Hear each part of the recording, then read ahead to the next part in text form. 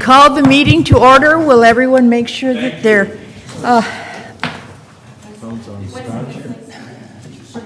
Okay. Mona needs one more minute.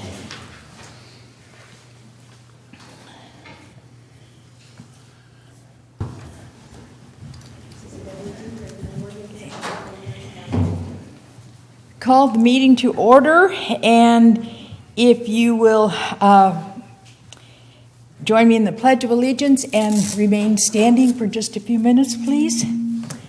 I pledge allegiance to the flag of the United States of America and to the republic for which it stands, one nation, under God, indivisible, with liberty and justice for all. Well, good morning to the regular, well, I see it's a board workshop on Wednesday, September 23rd. And this morning, I opened the meeting with a heavy heart, and I'm sure that my fellow directors feel the same way. We have been through, and we're still in the middle of this terrible tragedy, which took lives, property, everything under the sun, but there is hope. I did want to acknowledge the two fellows up in Mountain Ranch who perished in the Butte fire, Mark McLeod and Owen Goldsmith, and that's one of the terrible parts of a tragedy. But we have to keep thinking, and we do recognize that there is hope. There's hope because of the groundswell of support from our community. It was just amazing, the forces that came together to help the victims clean out their houses, feed and clothe, to the little person folding a T-shirt at one of the rescue locations, people taking other families and animals into their homes, and this was just wonderful. And hope rings eternal, and we're hoping right now that FEMA will hurry up and get their butt into Calaveras County.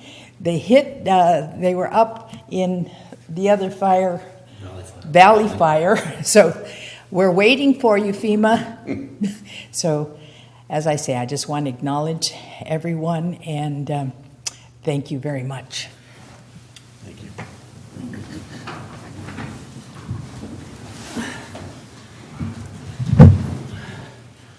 If you'll call the roll. Director Davison? Here. Director Radman? Here. President Underhill? Here. Director Mills? Here. And Director Strange? Here. Okay. We are ready for public comment. At this time, members of the public may address the board on any non-agendized item. The public is encouraged to work through staff to place items on the agenda for board consideration. No action can be taken on matters not listed on the agenda. Comments are limited to 5 minutes per person.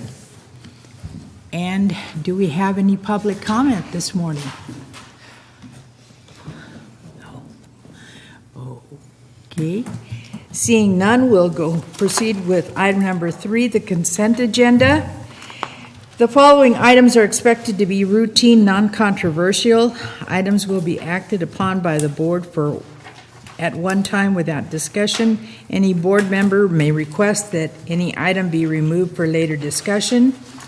Item 3A, approval of minutes for the board meeting of September 9th, 2015.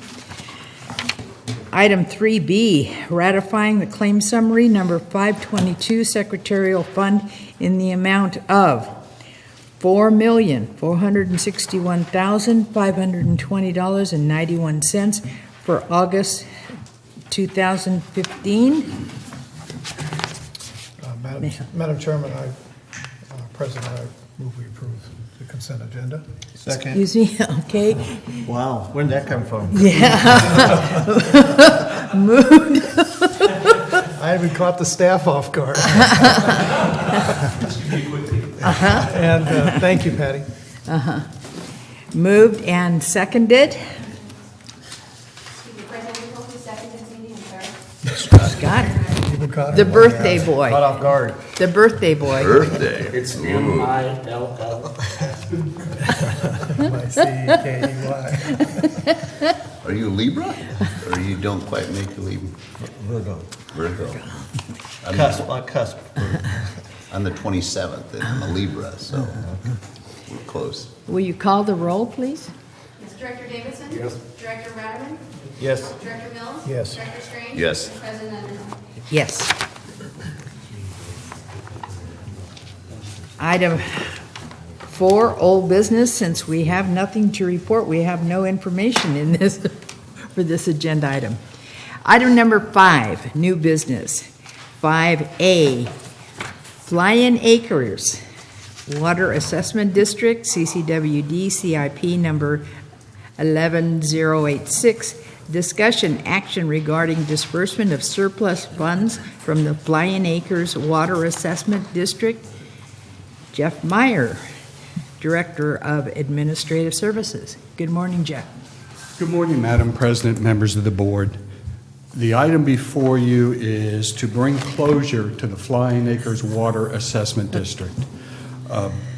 This has been a long process, but any assessment district process is long and involved.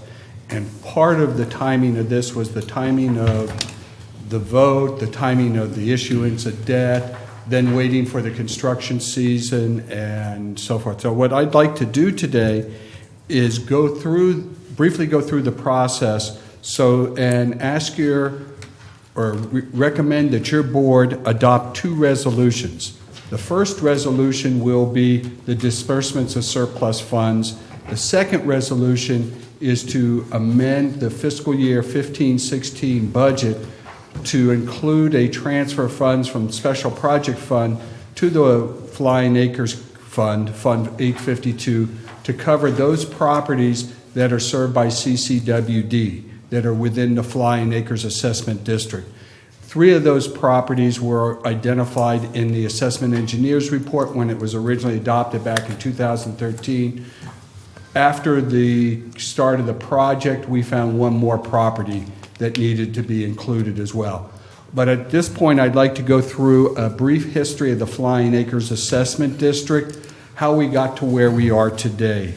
Back in 2010, 2011, property owners within Flying Acres approached CCWD regarding the absorbance, so to speak, or the bringing in of Flying Acres Mutual Water Company into CCWD. This part of our standards is if we do annex any type of service area, or in this case, a mutual water company, private mutual water company, they need to bring their system up to our standards, their distribution system. Being a private mutual water company, they were not, the public funding mechanism of assessment districts and assessment bonds were not available to them under the 1913-1915 Act. They're only available to government agencies such as CCWD. So part of this process was to identify the project area and have the people vote for annexation, and B, have the property owners vote for an assessment to be placed on each and every property to fund the project. And back in spring of 2013, that's what they did. We went through an education process, outrolled, there was balloting, it was a majority of weighted ballots, and it was overwhelmingly approved by the property owners, and they came to this board back in April of 2013. You gave approval to the election results, you gave approval to the assessment engineer's report, you gave approval to creating the assessment district and the financing mechanism. Also at that time, you gave approval to open up what they call a 30-day prepayment window, where property owners had the opportunity to prepay their assessment versus financing that assessment. That prepayment amount was $15,416. That's based on an estimated construction project cost of $851,902. You divide that construction project estimate by 185 customers, and that's where you come up with the $15,416. If you look at attachment A, this is the project estimate prepared by Weber Gio and Associates, who were the assessment engineers, and this is what that dollar amount was based on.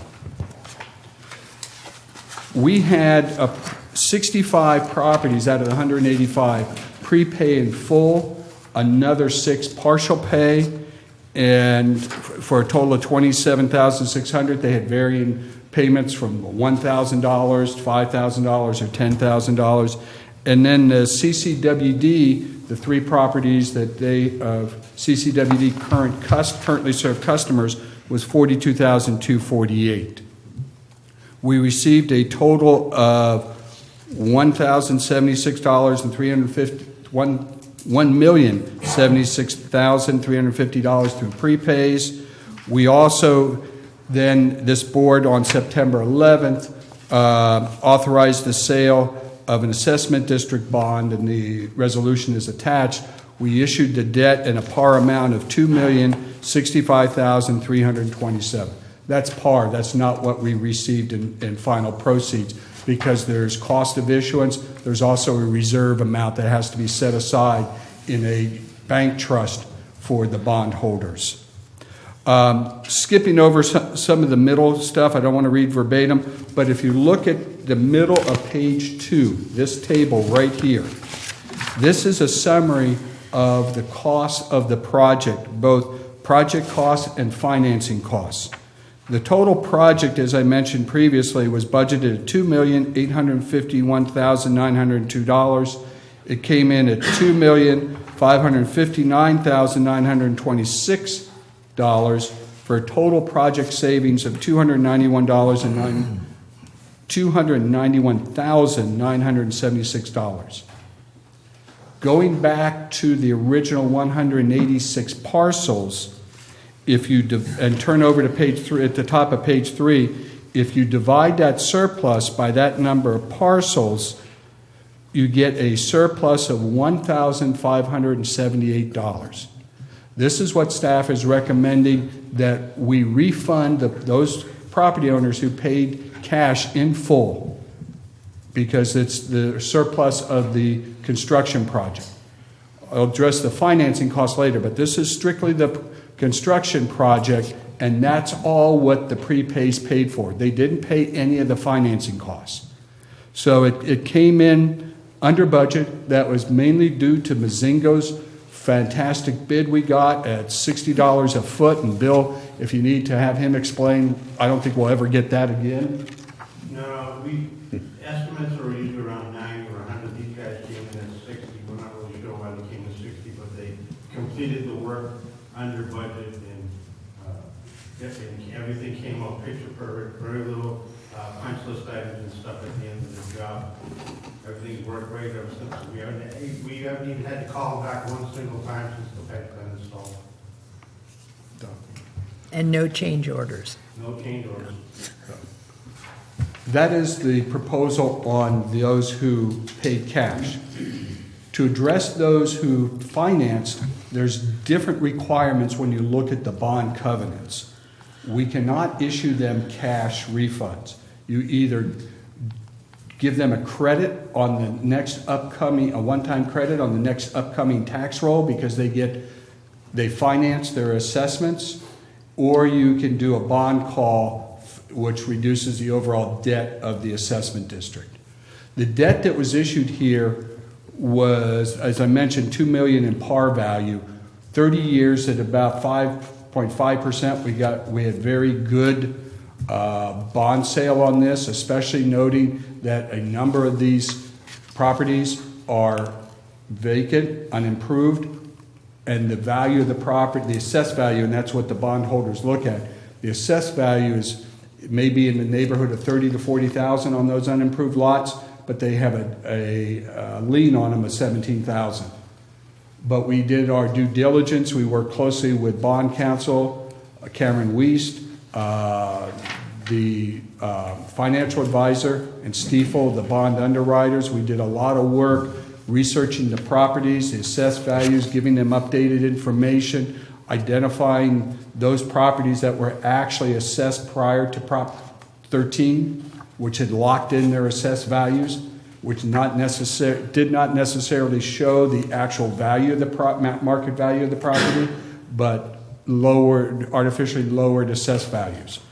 So due to that, we were able to get very favorable rates. We were also able to get the reserve requirements lowered from what the estimate was. The estimated reserve requirements back in the assessment engineer's report was $331,000. Again, this is money set aside for the bondholders just in case the debt annual principal and interest payments are not being made.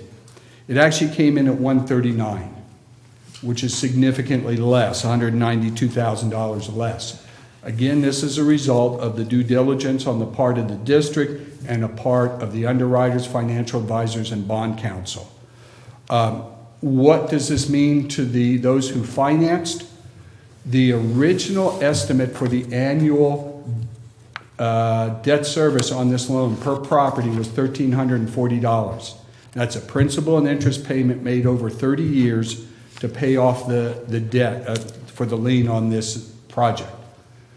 It's actually in fiscal year 13-14, I think it was, or 14-15, I'm sorry, it was $1,223, about $100 less per year.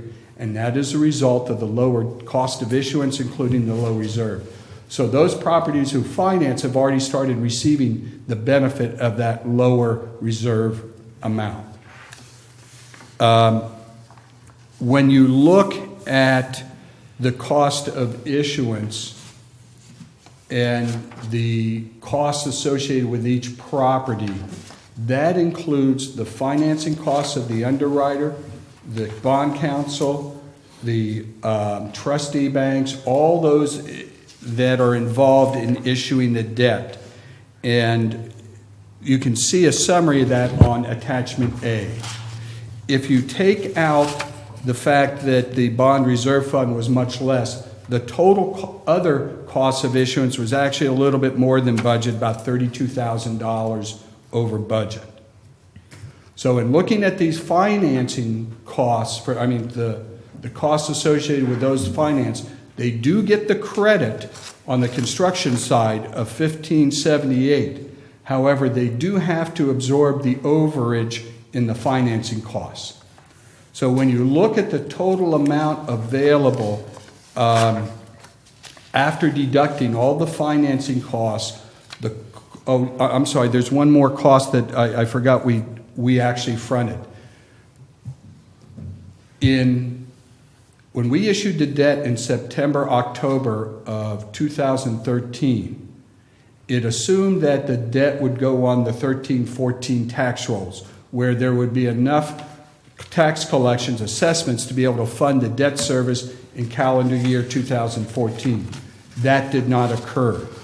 The assessment district, and CCWD as one of the administrators, looked at the surplus in funds on the construction side and actually used some of the surplus associated with those 111 properties that chose to finance it and paid their first year assessment.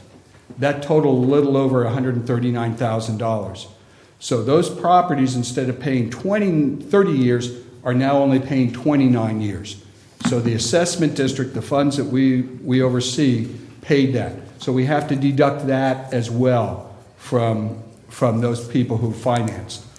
And if you look at the total costs available, the total fund balance available to the those who financed, subtract out the cost of the first year's debt service of $32,000, take out the overages and the finance, that leaves $12,500 available to be distributed amongst the 101 properties who paid in full plus 6 partials.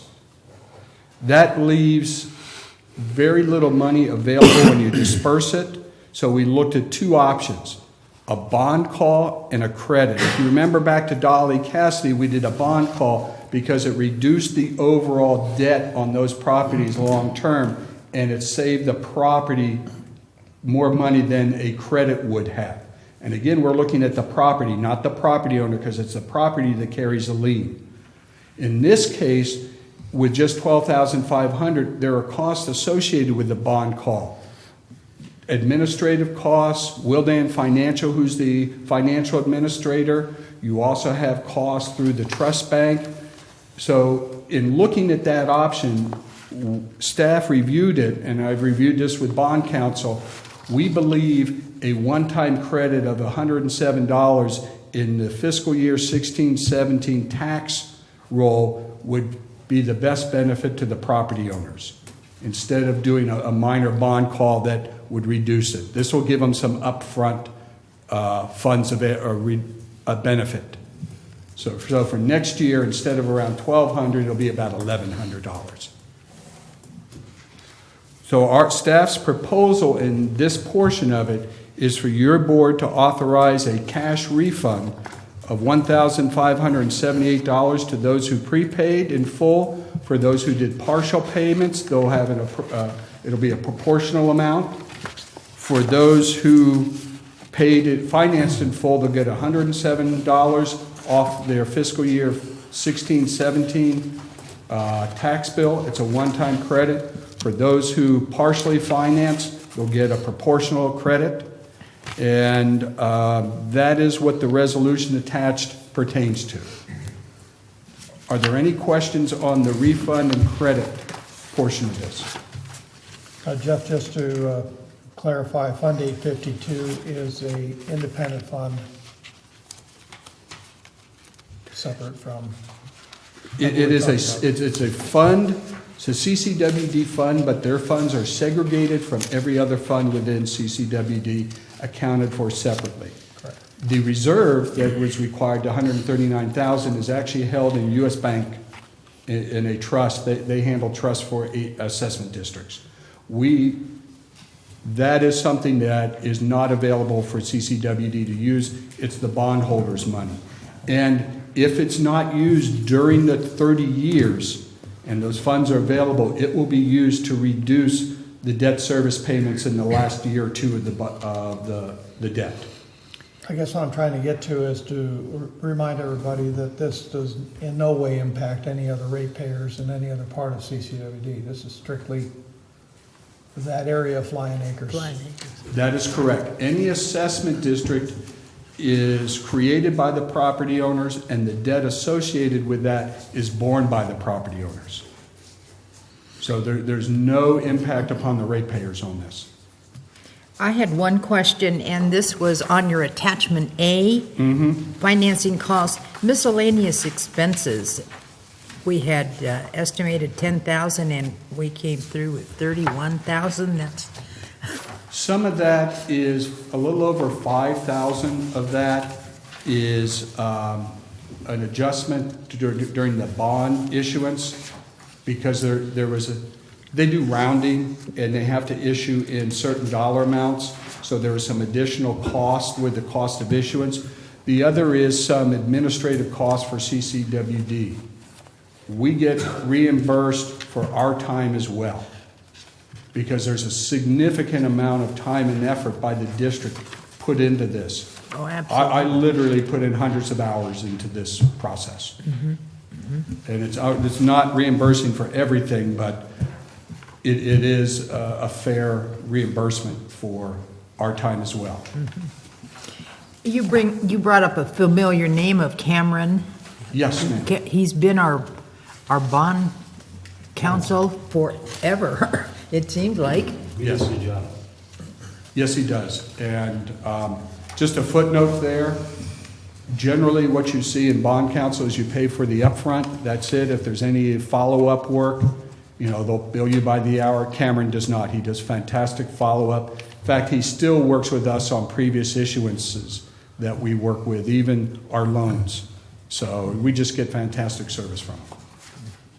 You know, if you look back at the history 20 years ago, how they were financing, it's really one of the reason I got on this board was, you know, they issued a certificate of participation to build the genuine water treatment plant, and they were literally paying, you know, hundreds of thousands of dollars in fees to get a $4 million loan, and we're not doing anything near like that anymore. And it's just, I mean, it's a significant change. Kevin's been terrific to work with. Yes, they have. Yes, certificates of participation open up Pandora's box, let me tell you. Yikes.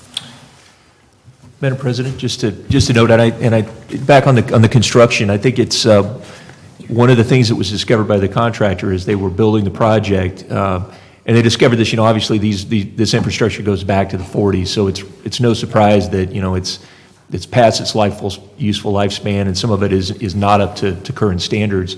And they actually discovered that some of the lines were even smaller than they had we had anticipated. To the tune of, we had one hydrant that was served by a 3/4-inch line that they found. And I just got to say, and we have Dick Bryken here from Flying Acres, and I've got to applaud Dick and you and your neighbors to have taken on this cost and this project, because, you know, it's seeing what we saw this past week, we cannot afford to have hydrants that don't have adequate fire supply. And so I applaud you, because that's a benefit just to your neighborhood and everybody who's got to be a part of defending it. And they actually had, even since the project was finished, Dick was telling us that there was actually a fire that was put out with one of the hydrants, with the new improved system. So it's been tested, and again, I got to thank you. And Dick, thank you for your time yesterday. Jeff and I met with Dick and David Zagowski, is that right? Yes. Who met with us, and really appreciate all their effort and their patience on this. And it's nice to get to this point. So, and lastly, just to thank Jeff, because I know you've spent a ton of time on this. You've still got a lot of time left to finish everything out. Mm-hmm. And but really, I mean, this is an example of how we can do something that's really beneficial. And, you know, as interest rates remain low, this may be an option for other parts of the community as well. And, you know, if we can provide that assistance to other parts of the community and do something similar to this, we would stand up and do it. Mm-hmm. Dick, would you care to address the board? I do, but the funny thing on the fittings was, Oh, I can address them through. I'd just like to thank Dave and Jeff for the work they've done. I know that Dave came on when the project was completed, actually, and had to get up to speed, and because Jeff had some health problems, things were delayed a little bit, and some of our neighbors got kind of anxious because we've been with CCWD for over a year, so actually getting water, the project wasn't finalized with paying all the bills until January of this year. But as far as the neighbors were concerned, they had their new system and they were paying their water bills to CCWD, so they wanted some action. So I wanted to thank the president of the board for the help that she gave us, thank the board for working with us and taking on this project and making us part of CCWD water system. And with that, I'll sit down. Okay, we are certainly glad Remember, Yogi Bear said it's not over till it's over. Well, unfortunately for Yogi, it's over. For Yogi, It definitely is over. Excuse me, yeah, I was just gonna say, Bill. Yeah, on the fittings and stuff, it was kind of funny when we were, well, not fun, but when we were building the system out there, we were bumping into like 1/2-inch, 3/4-inch lines, main line, transmission lines, and I don't have any pots in my warehouse for that stuff, so we had to go basically and go from hardware store to hardware store in the county and buy boxes of pots. I just told them just buy like $500 worth of pots, because every time we'd hit something, we'd find out that some of your lines are pretty scary. They're like a 1/2-inch, 3/4. Those were supposed to be mains. And that doesn't flow 1,000 gallons a minute, I'll guarantee that. But we ended up having to just send the guys hardware store to hardware store. I think I bought out every one of the fittings they had in all the hardware stores in the county here. But to be clear, those fittings are not being used at this point. Oh, no, We've replaced those lines. I want to be clear, that's not the kind of shoddy, it wasn't a shoddy job or end product that we ended up with. This is a brand new, fully functioning facility. Break the line, we had to get the thing back running again. So when we hit the line, we'd have to repair it and put it back. It was kind of funny, we didn't have the parts to repair any of the lines. They're too small. So are we gonna, are you asking us to take action on this item and then the next one, or you wanna do both at the same time? You can do both at the same time. I figured I'd address them. As Mr. Riken said, it's not over till it's over. And I talked to Mr. Riken and Mr. Zakowski yesterday. The refund process is going to take at least around 2 to 3 weeks. Because as I mentioned, I want to make sure the checks are going to the right person. Because there are a number of properties up there who prepaid who live out of town, they're vacation homes. So there is this process to go through to identify, make sure the checks are correct and so forth. So I just, and Mr. Reich and Mr. Zakowski understand that, but we will get on board on this as soon as your board authorizes this. The other part of it is the budget adjustment that I mentioned. Now I have an attachment which is excerpts of the assessment engineer's report. Unfortunately, there's no page numbers on it, but if you go to Roman numeral 3, it's under Exhibit D. It's starting the text. It's right after the cost estimate. It starts non-accessible parcels and CCWD served parcels. So from the very beginning, we identified 3 parcels that were current CCWD customers. And these are not assessment numbers. These are not APN numbers that they're referencing, 66, 71, and 75. They're assessment numbers within the assessment maps.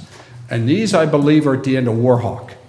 And we had that discussion yesterday. And there's some odd circumstances of how some of those are actually being served.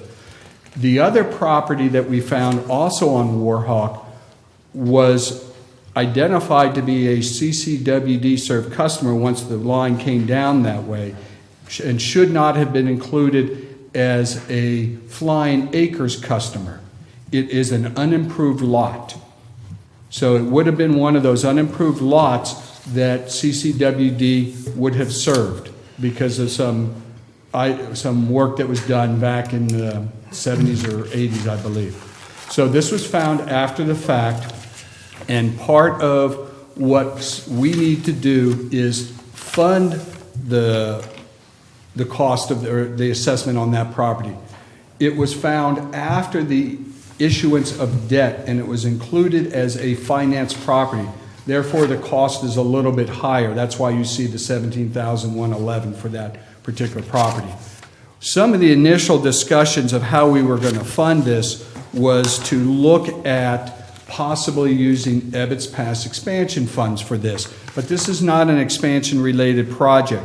This is a rehab project, a replacement and rehab for our current customers. So we are now proposing to use special project funds out of Fund 108. And the resolution that we have with this is to amend the budget, the 15-16 budget, to transfer $63,360 from the Special Project Fund, Fund 108, to Fund 852, which is the Flying Acres Assessment District Fund. So there are 2 resolutions before you, one on the refund/credit and the other on the budget amendment. I'd like to move on the first amendment, the disbursement of the surplus funds as outlined by Mr. Meyer. Make that motion first. Do I have a second? I'll second. Okay. First, second. Thank you. Mills. MILLS. Are we gonna vote on them together, or are we gonna, Separately. any public, Yes. public comment? Public comment. Okay. Call the roll. Yes. Director Mills. Yes. Director Radman. Yes. Director Davidson. Yes. And President Underwood. Yes. We like to take care of things quickly. Okay. And I'll move on the item. Oh, number 10, that's it? the budget adjustment as outlined by Jeff Meyer, Director of Administrative Services. Or second. Okay. Any discussion? Seeing none, call the roll, please. Director Strange? Public comment or no? I said, I asked. Any discussion? Yeah. Okay. Yes. Director Null? Yes. Director Donovan? Yes. Director Davidson? Yes. And President Libertad? Yes, Thank you, Madam President, members of the board. thank you. When's the last time you heard of a government agency giving money back to customers?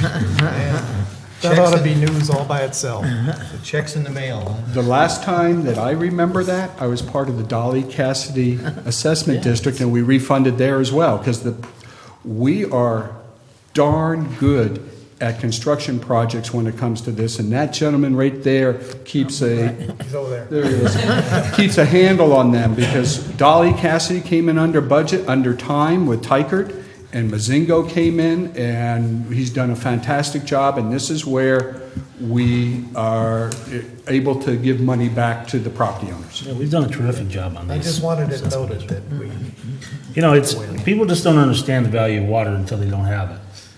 You know, and when you don't have water, the value of water becomes very, very clear.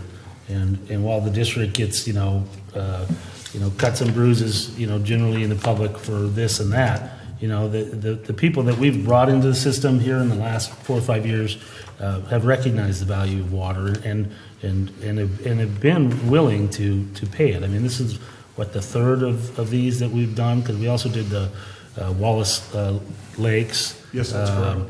And they've all been successful, and I believe that we've got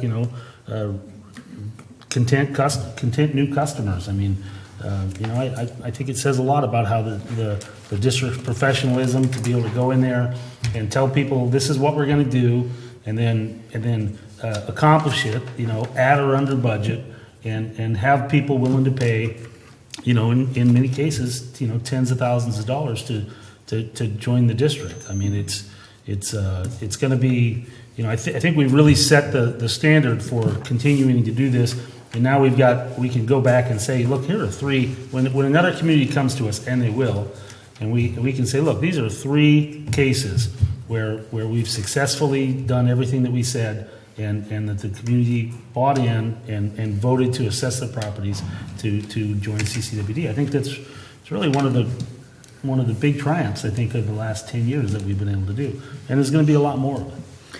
And when they go into the kitchen or the bathroom and they turn on that faucet, there's your water. Yeah. And I just wanted to add one more thing to what Director Davidson said. When we have the votes, and they're weighted ballots, because each property owner gets a vote based on the assessed value of the benefit received by that property, they've been overwhelming. They've been in the 70% range plus. And all that's required by law is 50% plus 1. Mm-hmm. So it's a clear signal from these property owners within these service areas that they want to join CCWD.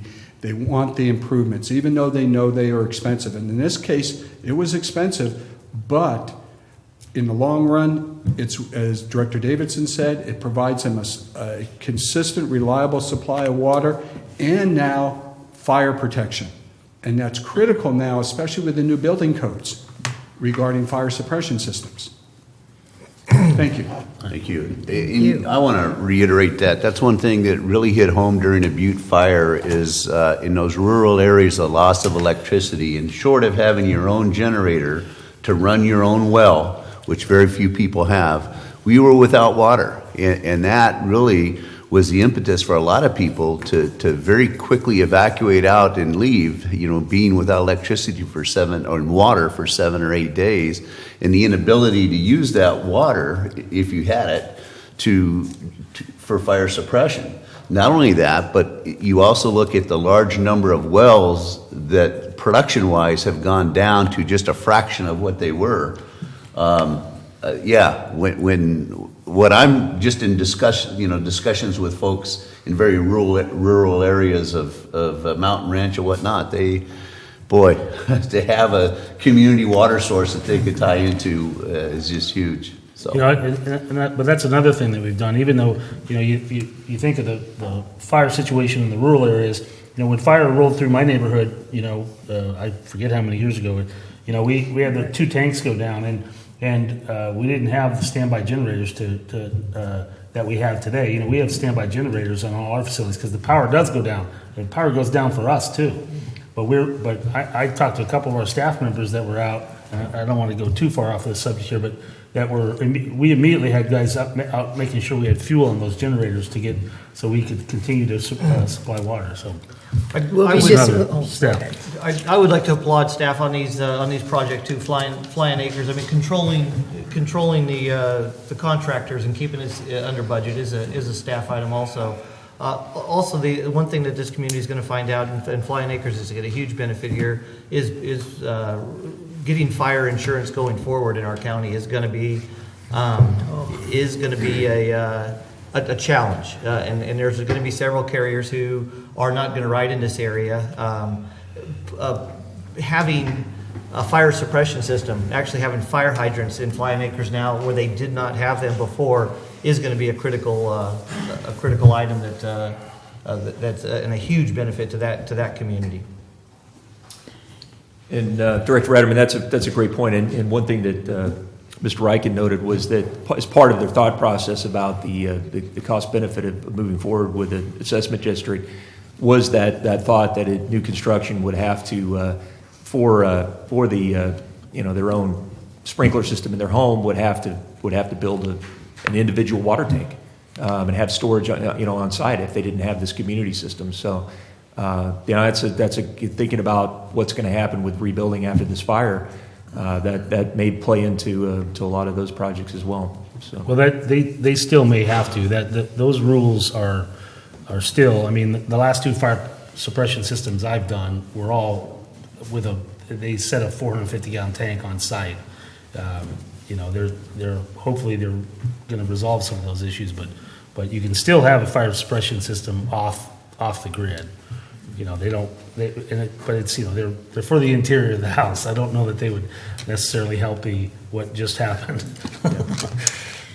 Okay, I thank you, and we'll proceed with item 5B, discussion action regarding designating agent for Cal EMA for reimbursement for damages caused by the Butte fire.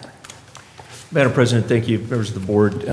This agenda item is to request authorization by resolution to allow the general manager of this agency to make an application to the state for state and federal funds associated with our expenses that we've incurred with the Butte fire.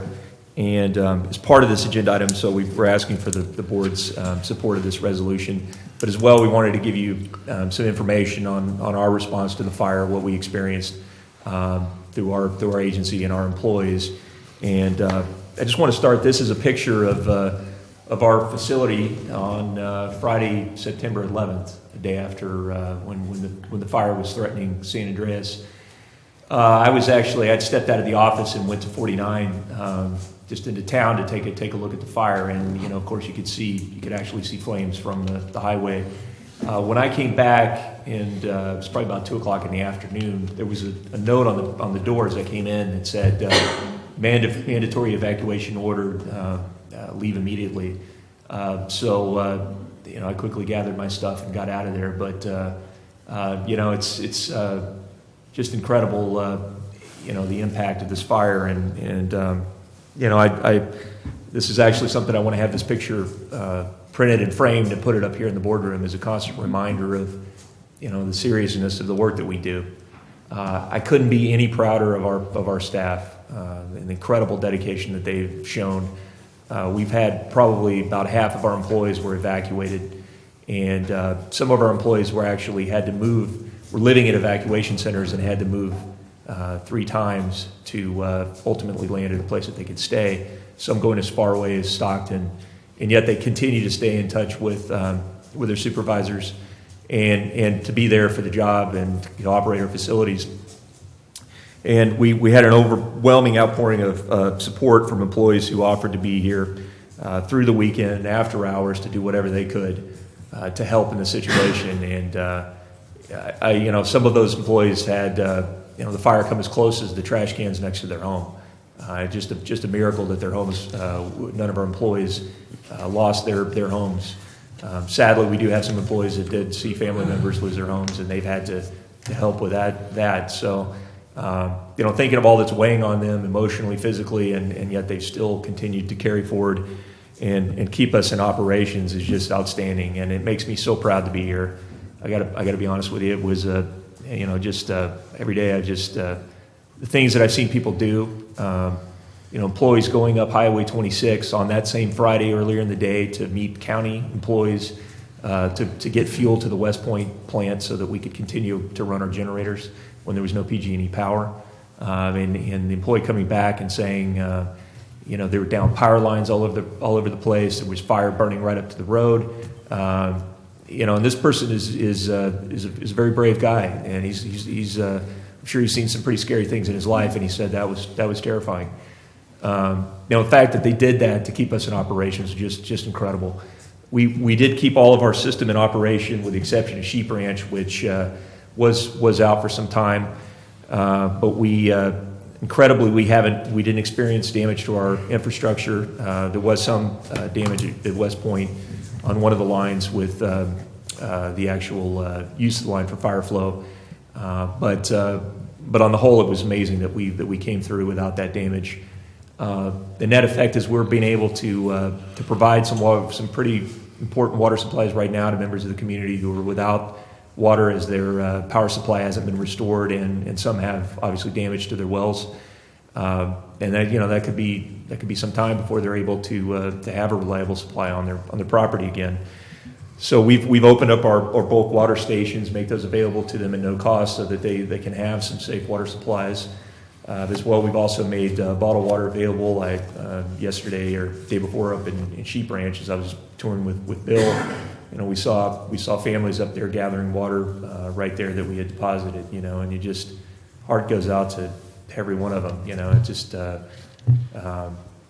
again, it reminds me how important the basic services that we provide are for human life and for the fire protection. And really that's one of the things coming out of this that I think we have to take a really close look at is what can we do to improve our fire protection infrastructure in the county. I looking particularly at those two hubs, the Sheep Ranch and West Point, and the critical importance they are, not only for those communities, but the rest of the interior of the county.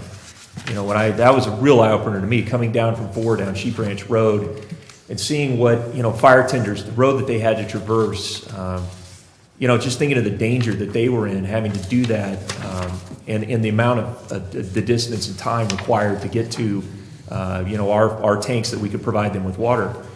Right now the West Point plant is not adequate. We don't have adequate fire protection coming out of that system. Our tank is not sufficient. Our hydrants, and I don't even frankly know why we have hydrants up there right now, given the same challenges we have with the lack of infrastructure to supply them.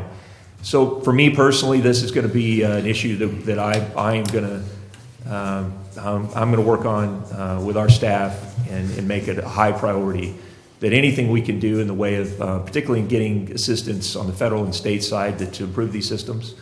And in time, if there's any way working with the other agencies like CCWD that we can find ways to have some satellite storage in the interior of the county, stored water that can be used for the fire tenders. I want to look at everything we can possibly do in that manner. So that's something that we're definitely going to be working on. And I know with Charles, he's going to be presenting on the R&R project program list, and just thinking about how important those projects are, having the backbone infrastructure of our 3A and our Reach 1 lines as that that fire protection for the Highway 4 corridor. And then also being able to supply, the 4,500 firefighters in county who have to, come to those facilities so that we can provide them with water for their suppression efforts. Frankly, I'm not going to be apologetic about how important that is and the investment that we're going to make in that. I mean, to me, it's, we simply cannot allow our infrastructure to wither and die and put our community at risk. When we have failing infrastructure, when we have stuff that's inadequate, we've got to take it head on. And I know that's exactly why the R&R program was created in large part, and that's really got to be at the forefront of our thinking as we move forward with those projects. Excuse me. Back to the Butte fire, what percentage of containment are we this morning? Bill, you probably have the latest figures. About 70, almost 80%. The fire's not out right now. Right, I know that, uh-huh. We're still active in the mountain range and sheep range area. I mean, I can give you a lowdown on what exactly happened, because unfortunately I was in the middle of this again for the whole time, but it's doing all right. You know, obviously they demobilized. There's another big fire going on in the state right now. The president declared a Right. declaration of emergency, which I'm kind of surprised we didn't do. Beautiful. Yes, yes. And as Bill comes up, I just want to recognize this guy. That I mean, and Teresa in particular. I mean, they have been at the incident command meetings on the Cal Fire side. There have been meetings every day at the fairgrounds to Cal Fire. Bill's been there for all of those meetings, and Teresa's been at the MAC meetings through the county OES on a daily basis as well. Around every day of the week, we've been in the middle of this, and one of the real lessons is that we've got to get even better at the way that we can respond as a utility community to this kind of incident. We've got to improve our emergency response, and that's something I'm going to be working, and Bill will be working with other agencies to really, you know, we need to be doing more in the way of training and planning, and, you know, there's so many things we can learn from this that we should have in place in advance to not be thinking about things that we should have had months ago in place at the time that we're in the middle of a catastrophe. So, in any event, I just want to thank you for that, and you earned your paycheck this time. Okay. Before you get started, Bill, one of the things that keeps coming up is the generators, Yeah, the generators that he so, wisely put out throughout our entire county. Yeah, we And put I in, think- since I've been here, we put about 35 generators in out there. And then a generator that didn't, like on the Jenny Lynn, for example, when we found on the 602 tank, didn't run the whole plant. We ended up coming back and rebuilding the electrical system down there. But I put in at least 35 generators since I've been here. Yeah. And every one of them got used on, quite a few of them got used on the weekend. And then, we had them for We've loading out in case any other of the other agencies needed our generator. Yeah, we put convolts in out there too, which actually in the West Point area have diesel and unleaded convolts that we use too to fuel if we have to. And then we also, actually they had to evacuate the county yard over in, was it Moke Hill? So we took Scott's water, Anderson's water, fuel and moved it up to West Point at one time. We were having a little bit of a problem getting in and out of the, in this particular, typically we have something called the MAC in the community. Well, there was, I hate to say it, but there was like a total breakdown of the MAC. So we ended up having to work directly with CAL FIRE in this particular situation. There was no cooperation or anything, so whatever. That's just what happened. I'm still curious how that conversation went when we asked whichever staffer to drive that fuel tank up through the fire. Through the fire. Oh, you mean Like, hey, I got a little job for you. You know how you always wanted to drive the big trucks. To be clear, they didn't drive the tank. They just and county staff were there as well, trying to move their fuel over. No, we didn't drive through the fire. I like my story better, guys. You know what? It sounded Embellish. like it was a good story, but that's not exactly what happened. No, we've been through this stuff enough times, and particularly, Tony was keyed when on the 602 tank fire down there too. So we're not stupid. I mean, we know where we can go and where we can't go. We also needed a generator. We were trying to get a Hunt and Sons truck up there, but by that time we went up there. 26 had been completely fire on both sides of the road, and there was no way we could get access through there. But we came back. Actually, originally we were coming back through Avery Sheep Ranch Road and dumping fuel off at West Point. But you got to keep those generators running. Other than that, we have no water, no sewer facilities. But basically, what happened, like I said, we ended up unfortunately having to deal directly with CAL FIRE because we got zero cooperation out of the county, which was the first time in my 14 years being there that ever happened. And they wouldn't talk to the utilities and stuff like that. I was on the phone them 3 or 4 times a day asking them for look, I need a map, I need this, that, whatever. But Well, I think that's something that needs to be brought up. it needs to be followed up on, and I think that maybe Dave should have a conversation with their CAO and work on that, because I mean that's really startling to hear. I mean, I have to be honest. I mean, just from my side of the fire, just watching it move away. I didn't see a good coordinated. It didn't seem like a good coordinated response, except for with CAL FIRE, and I was curious about that. So I'd be interested to know what went wrong in regards to the cooperation with the utilities and the county, and we should try to resolve that. I mean, I don't think we have to, point fingers or do anything about like that, but we definitely need to have a discussion of tell them how we feel that we weren't in the loop or to whatever and let's just be adult about it. If it happened, it happened, and it shouldn't happen again. Well, on the 602 tank, we put a coordinated effort we had between everybody. Everybody worked hand in hand. We worked directly with Clay Hopkins and Mike Walker and all those guys in the MAC, all the local fire people, chiefs and stuff like that. Everybody worked together. We had the utilities all stepped up to the plate, and it was just a good coordinated effort. The county the county does have a hazard mitigation plan finally, don't they? Yes. What is MAC, Bill? It's a multi-agency coordinating committee. And what was set up a long time ago was to coordinate between the fire departments, the police, and the local utilities. Started I've been the after local district representative for almost 14 years now, and this is the first time in my 14 years that there was a total breakdown. I called these guys 2 and 3 times a day. I couldn't get maps out of them. I don't know if I want to go into some. Yeah, I think we need to, I want to be really clear that this is not, the frustrations that we have and the issues that we want to see addressed, where they're not specific about it, individuals. I mean, the people over there are incredibly dedicated, and they've spent countless hours on this. But there's, we've got to improve the system of response, some of which, may have been a lot better in the past. And from my perspective, I want to see that on the utility side that we're well organized and that we have a structure in place and the training and the planning in place that we know that we're going to be right there immediately and that we're going to be in direct line of communication, so that, for example, one thing that we need we need to be there with the firefighters as they were opening up hydrants, so that we can make sure that the pressures coming out were not damaging our infrastructure, and that kind of thing is exactly what we want to plan for in advance.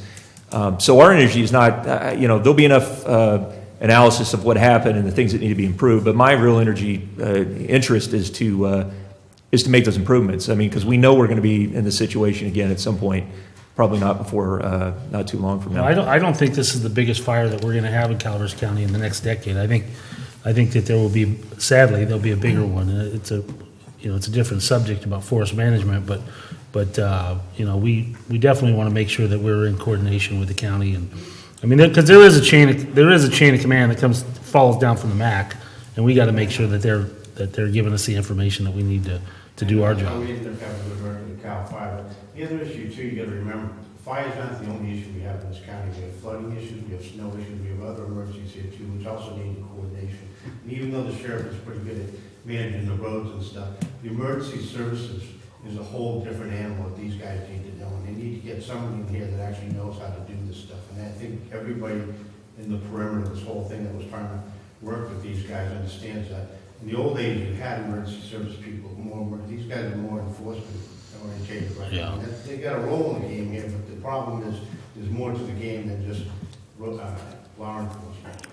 And that's what it is. But you also have different types of emergencies that happen in the community that we need to address. But okay, I'll give you guys an idea of what happened. Obviously, West Point and Woolseyville and Sheep Ranch were the 3 biggest areas affected. West Point, we got numerous evacuation orders and stuff. West Point, the biggest issue we had up there was fuel for the generators and stuff. We kept the place running full blast all the time. I actually offered to, the only thing is on the Glencoe and on the hydrants and stuff, we were a little bit far away from tenders and stuff like that, so they were pulling off a CCWD most of the time. They did hit us up a little bit on West Point. Woolseyville, we had an interesting situation. We had an independent fire agency working up there. I don't know if you heard about it. There's somebody in a red truck who had a fire truck, had hoses, was taking water out of the Woolseyville system. And we were watching him for a day, and the second day we went over there with CHP. We had him arrested. Apparently he was an independent organization working. Woolseyville, oh yeah, there's all sorts of crazy stuff going on. Woolseyville, they kept banging our system, and they finally blew us up after about 9 days of hitting us.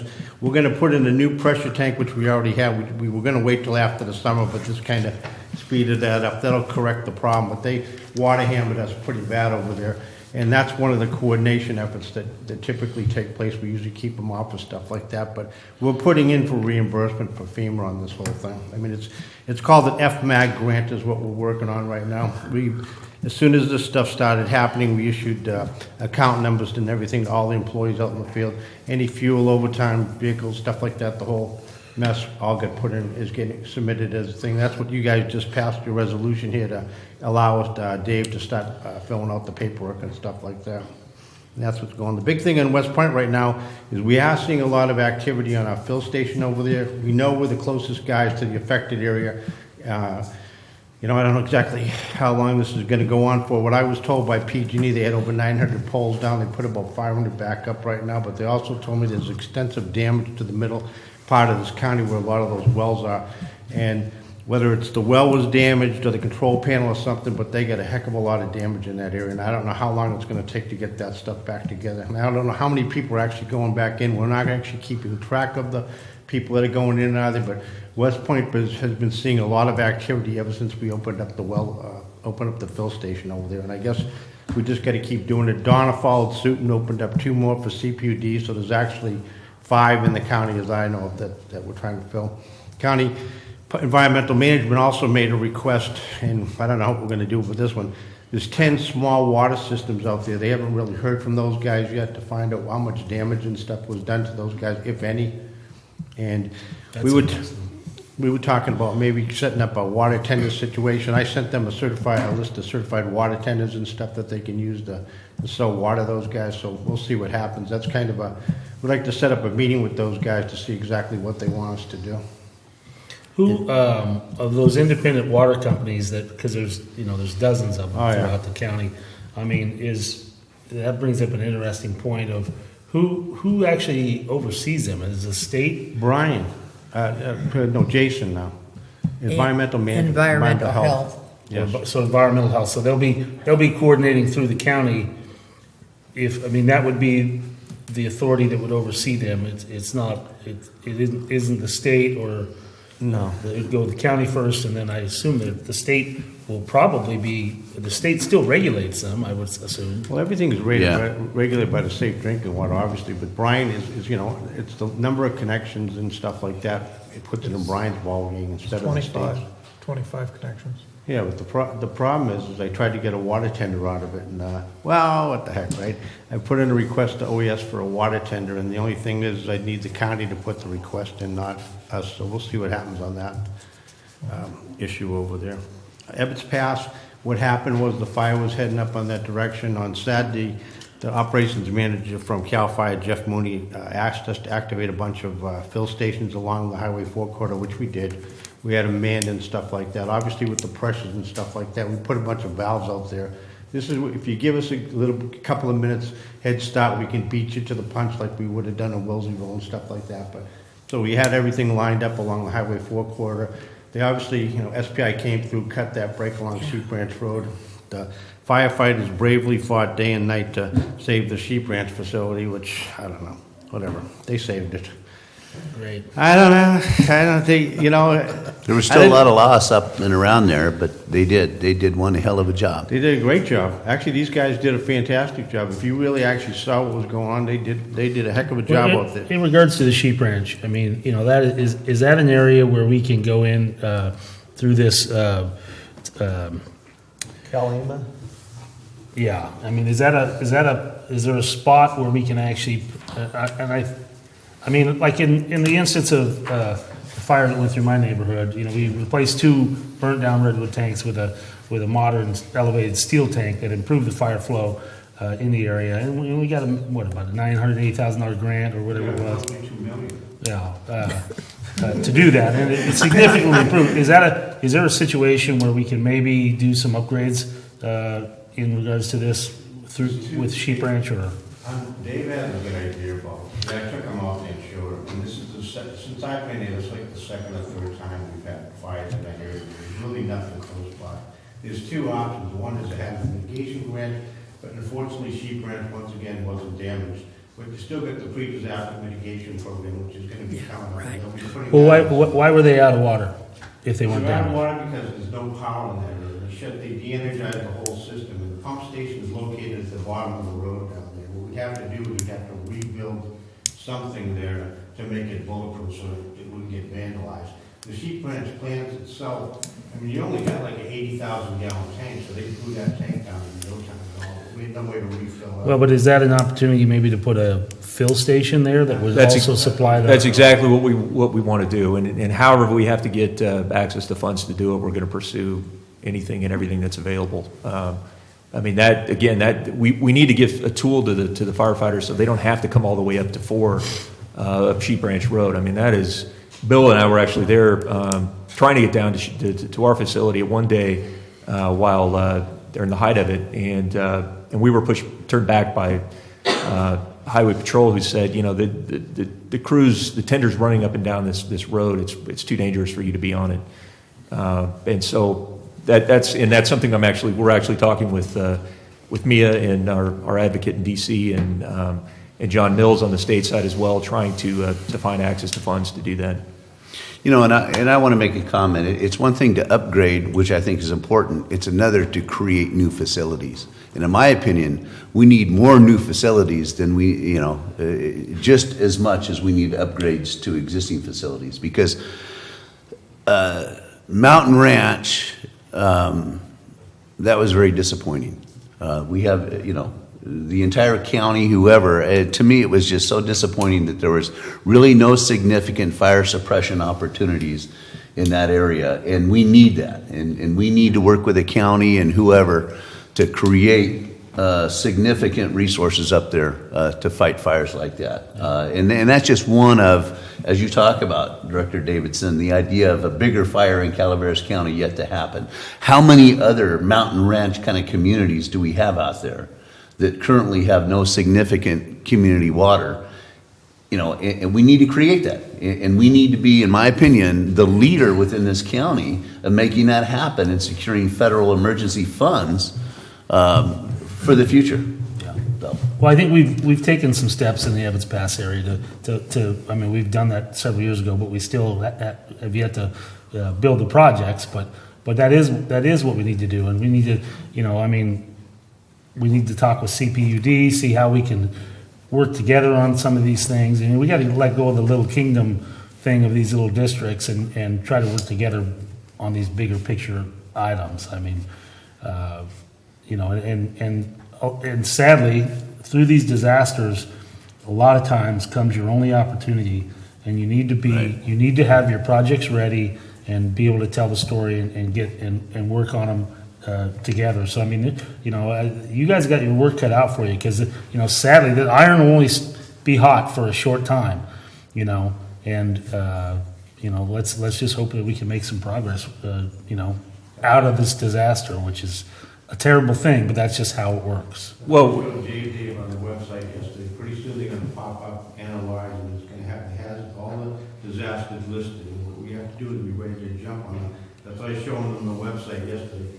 That's what we're going to be watching for. Once those things pop up, then we got to get our NOI, notice of intention, right away, and describe what project. And he already talked to me about setting up something for the middle part of the state, and we're also talking about maybe meeting with CCWD to go over some of the stuff that just happened too, because we can get an application in there pretty fast. And we've been pretty successful at getting pre-disaster mitigation money and also hazard mitigation money. This would be classified as pre-disaster mitigation. But once that thing pops up on that website, you got to be ready to go, because we're actually in one of the designated communities that are on the top of the list. The 602 tank, the Redwood tanks, we ended up having to compete with other people because we didn't have an actual disaster to put those on, but we eventually worked our way up the list over here. In this particular case here, we're going to get the first whack at it. The same thing we did down in Jenny Flood Protection, because we're in a declared disaster community. So I want to know, which website are you going to? When I was trying to evaluate or, get a feeling for everything, I went to 3 different websites.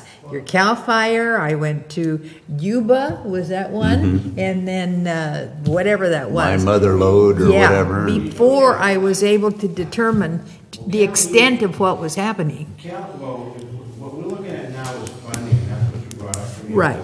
I took them over to Sheep Ranch so we can see what the heck was really going on over there. It's a mess over there, okay?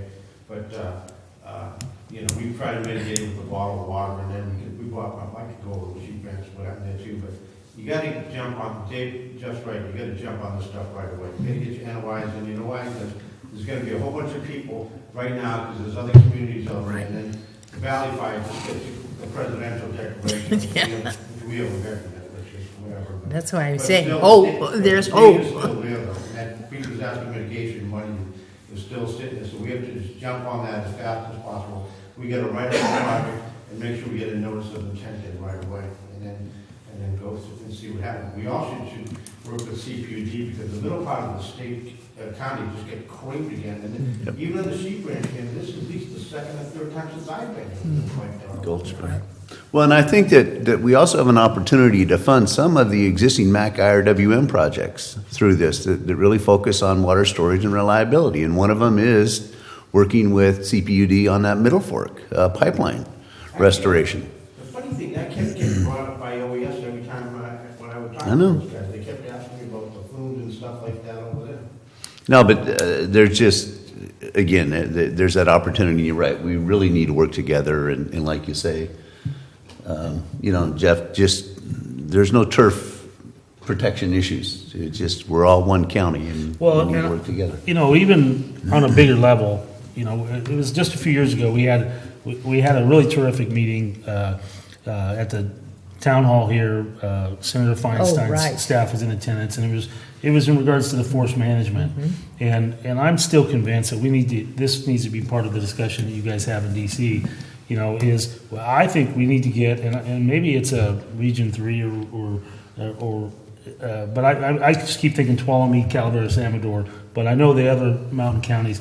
We need to come up with some action items that we want the federal government to change in regards to forest management, and begin to bring some funds in here for debris clearing and things like that around these communities, as opposed to spending billions of dollars fighting fires through the air when we could be doing some maintenance of the forest and some reoperation of their policies. I just think that we could come up with 4 or 5 action items that all these counties up here, and they're all related to water quality, water supply, and I mean particularly, imagine the water quality coming down the McCollum now for East Bay mud. I mean, this as far as the water agency, the biggest catastrophe was for East Bay muds for the watershed. I mean, I just think that we can do that, and again, it's so hard to get the momentum. You almost have to shirt tail these damn disasters, and it's terrible to be like that, but that's what happens. They can only get together to fix something in a catastrophe type situation.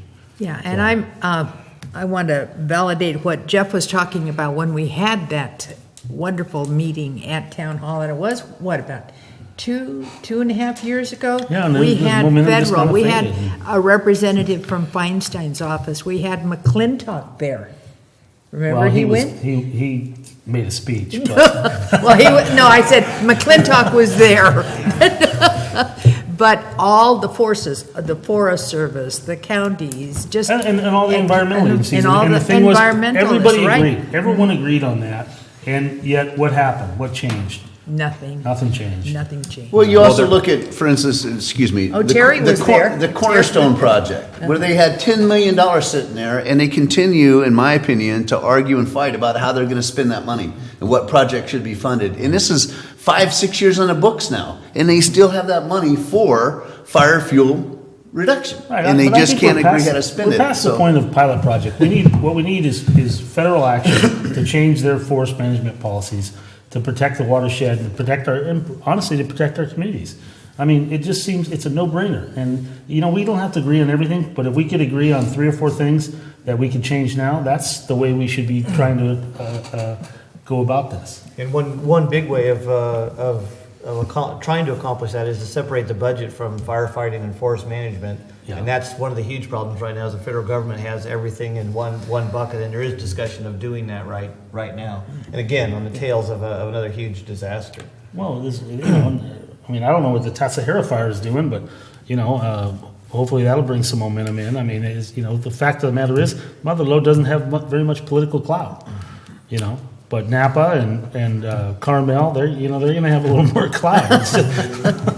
Well, and I appreciate Director Redham you mentioning that legislation, because in fact there are things that are happening now in D.C., bills that are moving forward that we are participating in, and I'll make sure we need to give you some updates on this, but there are things that are happening that this agency is involved with, primarily through Aqua and our effort there, with the development of the headwater management principles that Aqua adopted as one of its foundational principle statements, and guiding the actions of the agency. And I'm vice chair of the Federal Affairs Committee at Aqua, and so I see this closely. And I can tell you that this has become one of the top 3 or 4 things that Aqua staff in DC have been working on the past year, is trying to advance those principles just through things like the legislation to stop use of the funds for, like the Forest Service funds that were dedicated to fuels management and should be doing those projects and having to be spent instead on fire suppression, trying to get ahead of those things. And then as well, trying to get actual work done on the ground, and I think, and we're doing this at a state and federal level. This is something that's a big part of John Mills' work at the state, is to advance our watersheds as places where this effort is going to move forward. And Director Strain, I appreciate you mentioning the effort on the McCollum and the work that's been done. This is something that UMRA has actually taken on right now as one of its things that it's seriously considering is becoming the hub for those efforts, a cornerstone, and also a community forest effort that BLM has brought to the table. And I don't think that can happen soon enough. I mean, you think about this fire, the thing that we heard that scared everybody involved with this, and the things that were behavior that they hadn't seen before, was that this was the fuel load was 100 years of growth that hadn't burned, that hadn't been managed. And so this was a fuel-driven fire. And, that's why it was spreading at 70 feet a minute. In all directions. It wasn't just follow the wind direction and you could determine where to set up your lines of defense, and to the point that they said that it was so thick with brush in these areas that they could not even take a dozer in there and cut a line. To me, it's just like the other things we talk about, the infrastructure that we need to have in place. Well, the fact that we've got so many people going back in, they're going to have to rebuild. As part of that, we need to be thinking about what can we do to provide water supplies for fire protection so that we don't end up in the same situation. I can just say I know that this is going to become a big part of our effort.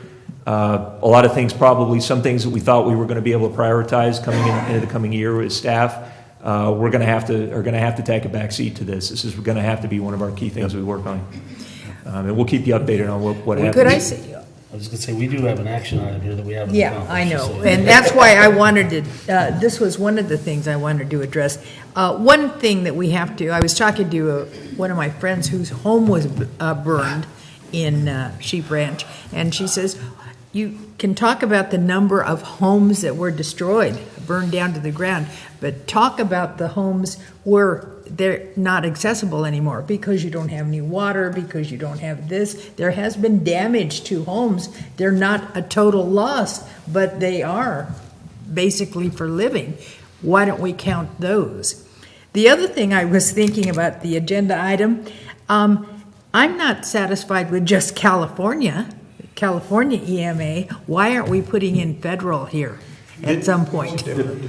Actually, we have a point of contact with Cal OES and DOE. We work through those guys, and then if the FEMA guys, like on the Redwood Tank, we end up getting congressional support. Right. The Redwood Tank Committee. Our side is the state side. We have to work through the state whether we want to or not. And actually, I hate to inform everybody, we actually technically have to work with the county. Okay. The door is open right now because historically, Clay Hawkins and those guys are open for us, and that's how we get the grant funding and stuff right now. Right now, the door's been open for us, so we've been dealing directly with Cal OES like we normally do, but you gotta go through the state before you can get to the federal. Because Okay. But to be clear, this resolution allows for us to pursue state or federal financing. It's just that avenues Okay, through. that's, And that's this what I isn't want the only here. avenue. And that's one thing on the infrastructure improvements. We're looking at everything, including there's been discussion about trying to include some language in the continuing resolution in Congress on the budget to help our communities affected by these fires. So, this is all of the above. This is just one means of going Yes. after. Let Dennis, and I'll make a motion that we Okay. I've been sitting listening to all of the discussion, and I sense the frustration, but I also sense the passion. If you haven't been to war, you don't know it. And this county's been to war. So I hope we'll take this opportunity to really understand the depth of the disaster to the community and to the people. It will last for years. And I'm glad to see all of you. If you've never been to a fire, you've never felt the intensity of the 87, the 92, 93, watching tankers go in on the Cleveland fire, people dying. That's going to war. But I'm glad we had the opportunity because it'll change our direction. Well, let's hope. Yeah. I mean, that's, you know. Okay, Can I make a motion that we adopt, what resolution? 2015. 2015, Authorizing the general manager as the designated agent to execute documents with Calima related to the reimbursement for damages caused by the Butte Fire. Second. yeah, I know, I was going to ask that. Please, yes, join us.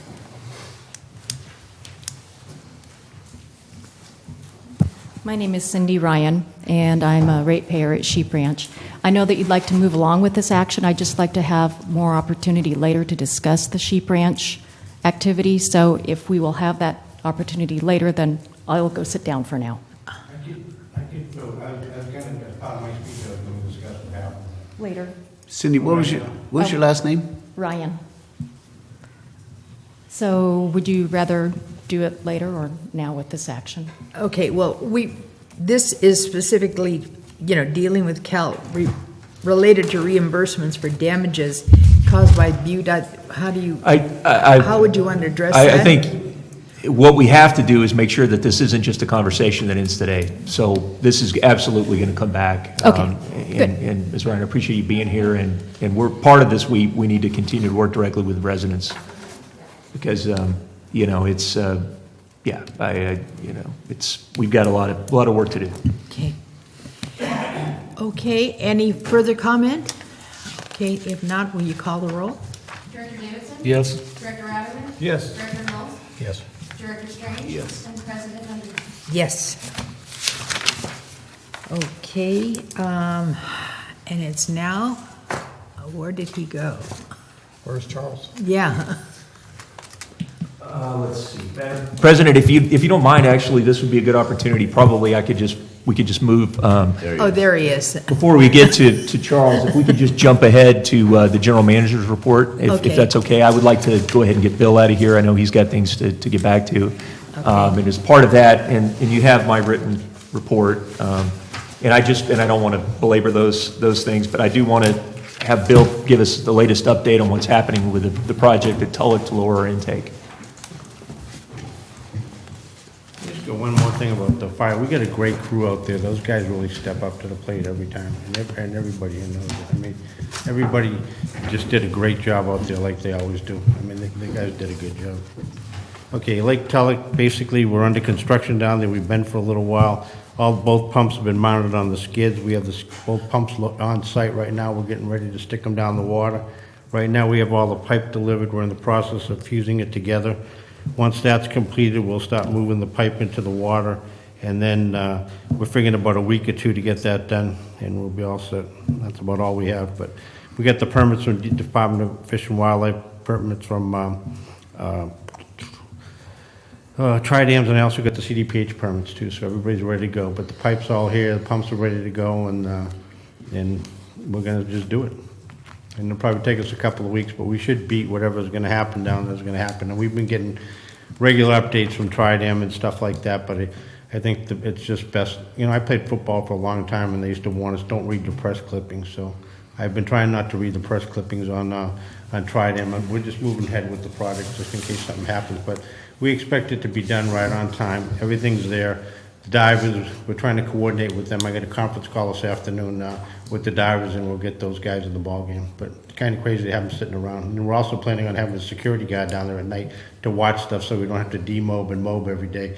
It costs us $200 or $300 an hour to have those guys jumping on their boats again, so that's how we figure we do it. And that also meets Tridam's requirements. Are we going to run any kind of parallel testing? You know what? Parallel testing? We already have a pump in place. What we're doing is removing the two outside pumps. Right, The one's already right. removed. We'll move the second pump, we'll take the fish screens from that, put on one of the new pumps, and then we'll run our line 350 feet down on both sides of the pump. So we'll actually have 3 pumps in the water, so the existing pump will continue running the whole Oh, time. that's what that- yeah. It'll keep running the whole time that we're building the other 2 pumps. And then we went out, and we did a little spot check with the surveyor and made sure that it's all level and stuff like that, but yeah, we're getting there. I mean, it's, the machine shop did a good job on mounting the pumps. There's 2 skids. They're gonna sit down on some pedestals down at the bottom of the lake, and the pipe, once we get the thing fused, we got, obviously you have, it's HDPE pipe, so you need to have a certified welder, so we welded it. That's what's going on right now. So, that's all, folks, and I'll let you know when we start doing it. We can do a groundbreaking or something. Maybe we can hit it with a bottle of champagne or something, Bert, I don't know. But yeah. this is again speaks to the issue of security of our fire flows and our systems, and it's long overdue. And Tridam and Bureau of Reclamation kind of forced our hand, so to speak, but it's resolving something that should have been taken care of back in 1977 or 78. So I'm thankful that the board and the staff and everybody got together and helped to secure our interest down there for the future. It's a very big deal. You're absolutely right, Director Mills. This should have been a permanent infrastructure improvement back in the 76, 77 drought. When the National Guard had to come out and lay temporary pipe and all of that, that's exactly what we did in the situation we didn't want to be in this time, with having to do a temporary setup with a barge and pumps and so I gotta thank Bill. I mean, the plan that was devised, John Christensen just has done a phenomenal job. We were able to test all of this again with the replacement of the pumps recently with the divers and using the excavator to lift things out and floating them up. I mean, it's we're and I just to let you know, we still are trying to get the state funding to assist us on this. It's something we're continuing to brief the state board on. And I think we've got a real prospect of getting that. Unfortunately, the original recommendation by staff was that we wouldn't be funded for this. We were pursuing the drought emergency grant funds, and so we're not. We're still going after that, and hopefully that will come through, and we'll let you know as soon as we get any further news on that. Are we getting pushback from Tridam? No, in fact, Tridam's has been great to work with in us getting the permits that we need to move forward with this. And I'm glad you mentioned that, because all the other issues aside, for us to get this project done, they've been extremely helpful. We've had the same experience with state and federal regulatory agencies on the fisheries side. Everything has moved through quickly, and had some people really step up and provide us with assistance. So. Good. And again, lastly, I just want to say state OES has been incredible. This was such a priority to them that they started setting up a weekly conference call on this, and to the point that they were prepared to come in with those, a barge or whatever was needed. And, instead they've been very, very supportive of our project and appreciate the fact that we're doing something that's, we're doing the responsible thing, and we're doing it as quickly as we can, so we're not having to react to it on the back end.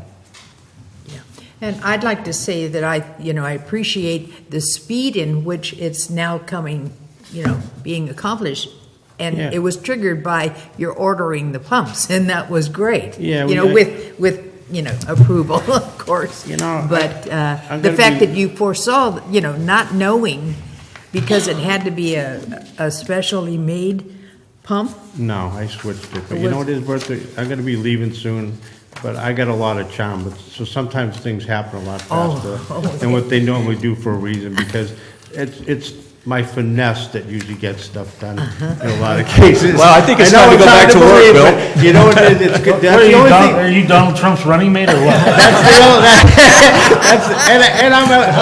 And I will not run. Don't break your arm patting yourself on the back. The other day, I pat myself on the back, yeah. And you know what it is? I'm actually shocked at how old Scott was. It was kind of a shocking revelation yesterday, but yeah, it was Scott's birthday. But yeah, sometimes you gotta use your charm to get stuff going, so we'll see. Okay, well, I thank you. right, we'll see. We thank you. Thanks, Bill. I've heard you called a lot of things, but charming isn't one. You know, Bill, while you're here, I want to give kudos out to that crew that went up and replaced that line there in Wilseyville that was broke due to the hammering of all the use of those, the hydrants during the fire and all there. I mean, it was Sunday. I stopped by and I had a long talk with him on the job site there, and Tony is just really on top of things. That was our second break in that line there, the one that closed the store down for 24 hours and all. I'll tell you the side with that one, but yeah, those guys did a great job.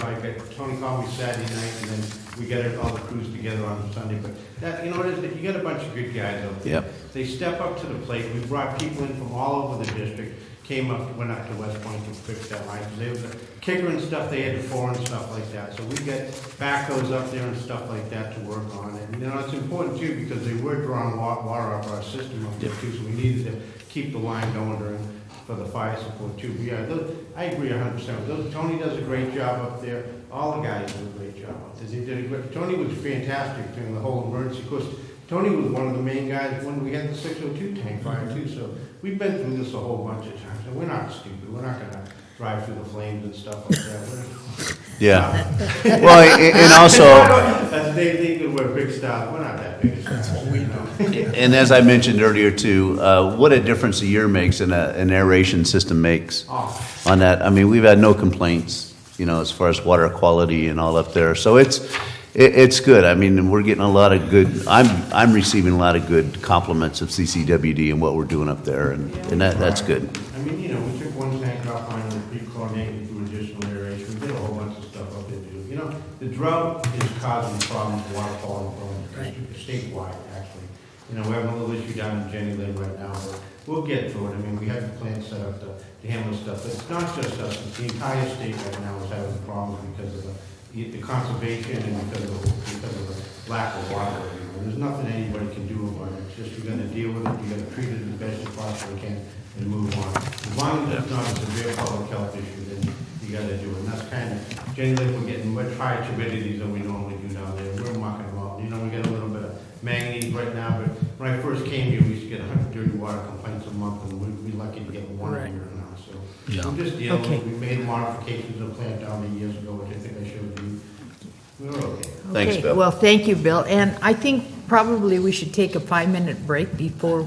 You bet. And Madam President, if I could just before we do that, if I could just follow up on that real quickly on the water quality challenges, particularly at Jenny Lynn. That is an important thing to note is that we're down to 9% of storage at Hogan. And what we're taking out of there, what's released and ends up down at our plant immediately downstream, is a different quality of water than we would normally see with a lot more organic matter. And so there are real challenges there.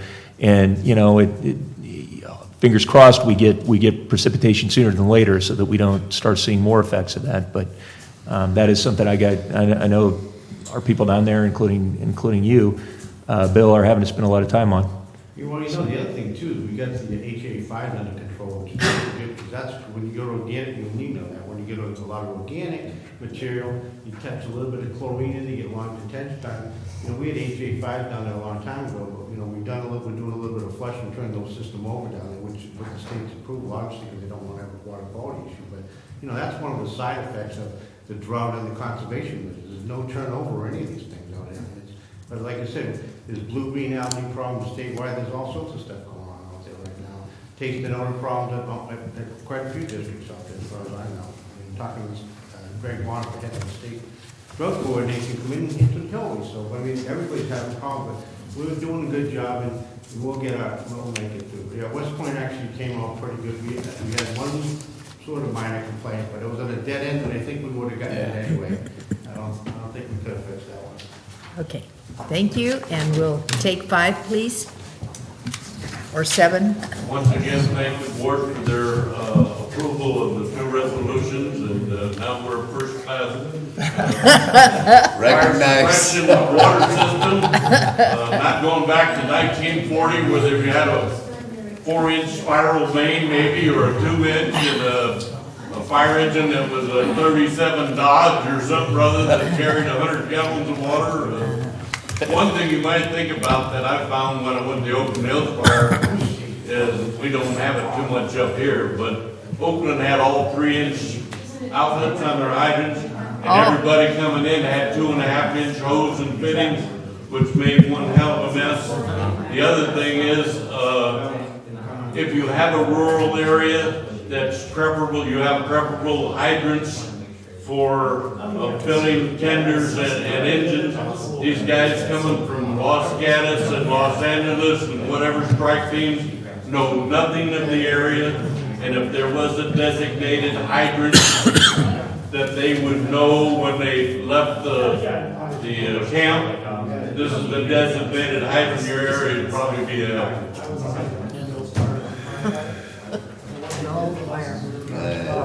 So it may have to wait, I don't know. Then we're into October. Can we reconvene the meeting, please? It's like going into LA there and, what is that one, Burbank or But something. they're not gonna barbecue. Okay,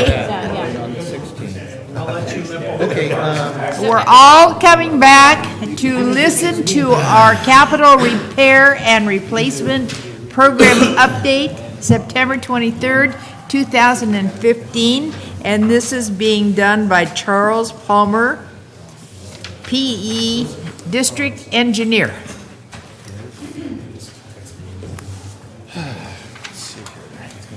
Good morning. Good morning. So I think this presentation is a little more informational. So that was kind of my intent, is to give some background information on some of these projects that we're working on.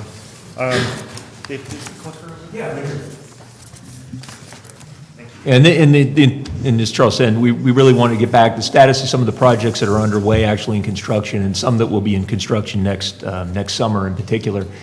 And as you'll see, this isn't the entirety of all of our R&R projects, but again, these are the ones that are most relevant right now because they're actually underway.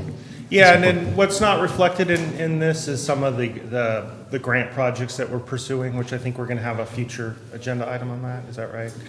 Yes, at the board's request, we're going to be providing a regular report on our pursuit of grant funds, and that will be in the second meeting of October. Peter Martin will be providing that as well. And of course, it's what we just talked about with the fire and potential infrastructure improvements on that side. There very well may be some things, R&R type projects that we're not even thinking of right now in this discussion that we will be bringing forward in a relatively short amount of time to add to this list. So in today's presentation, this is just a summary of the projects that are in this presentation. It's Ebbets Pass Reach 3A, Ebbets Pass Reach 1, which the Big Trees Hazard Mitigation Redwood Tank Project, Copper Cove Lift Station 22, the Copper Cove wastewater permit update and pump that replacement we're doing out there, the Lake Tulloch pumps, Bill already touched on those, the Blagan Mill Pond restoration project. So jumping right into the Reach 3A project, it's a 12-inch ductile iron main, operates at high pressure, 250 PSI, and up to 300 PSI. And it's 3.75 miles. There's 16 PRV stations. Its estimated construction cost is $5 million. We've worked with USDA to secure a grant and loan, so we still need to finalize those documents, the final grant and loan towards the end of the year or early next year. Charles, let me ask a quick question if I can. The PRV, again, is pressure relief valve, is that what that is? It's a pressure, it's basically a valve. It's a control valve that regulates the pressure. So since we're at 250, 300 PSI, we can't use that for service pressures. Right. So we have to drop that down to a reasonable pressure that the homes and commercial buildings can use. So if we were to do any inline hydro kind of stuff and all, does that mean that there might be 16 different sites or? No.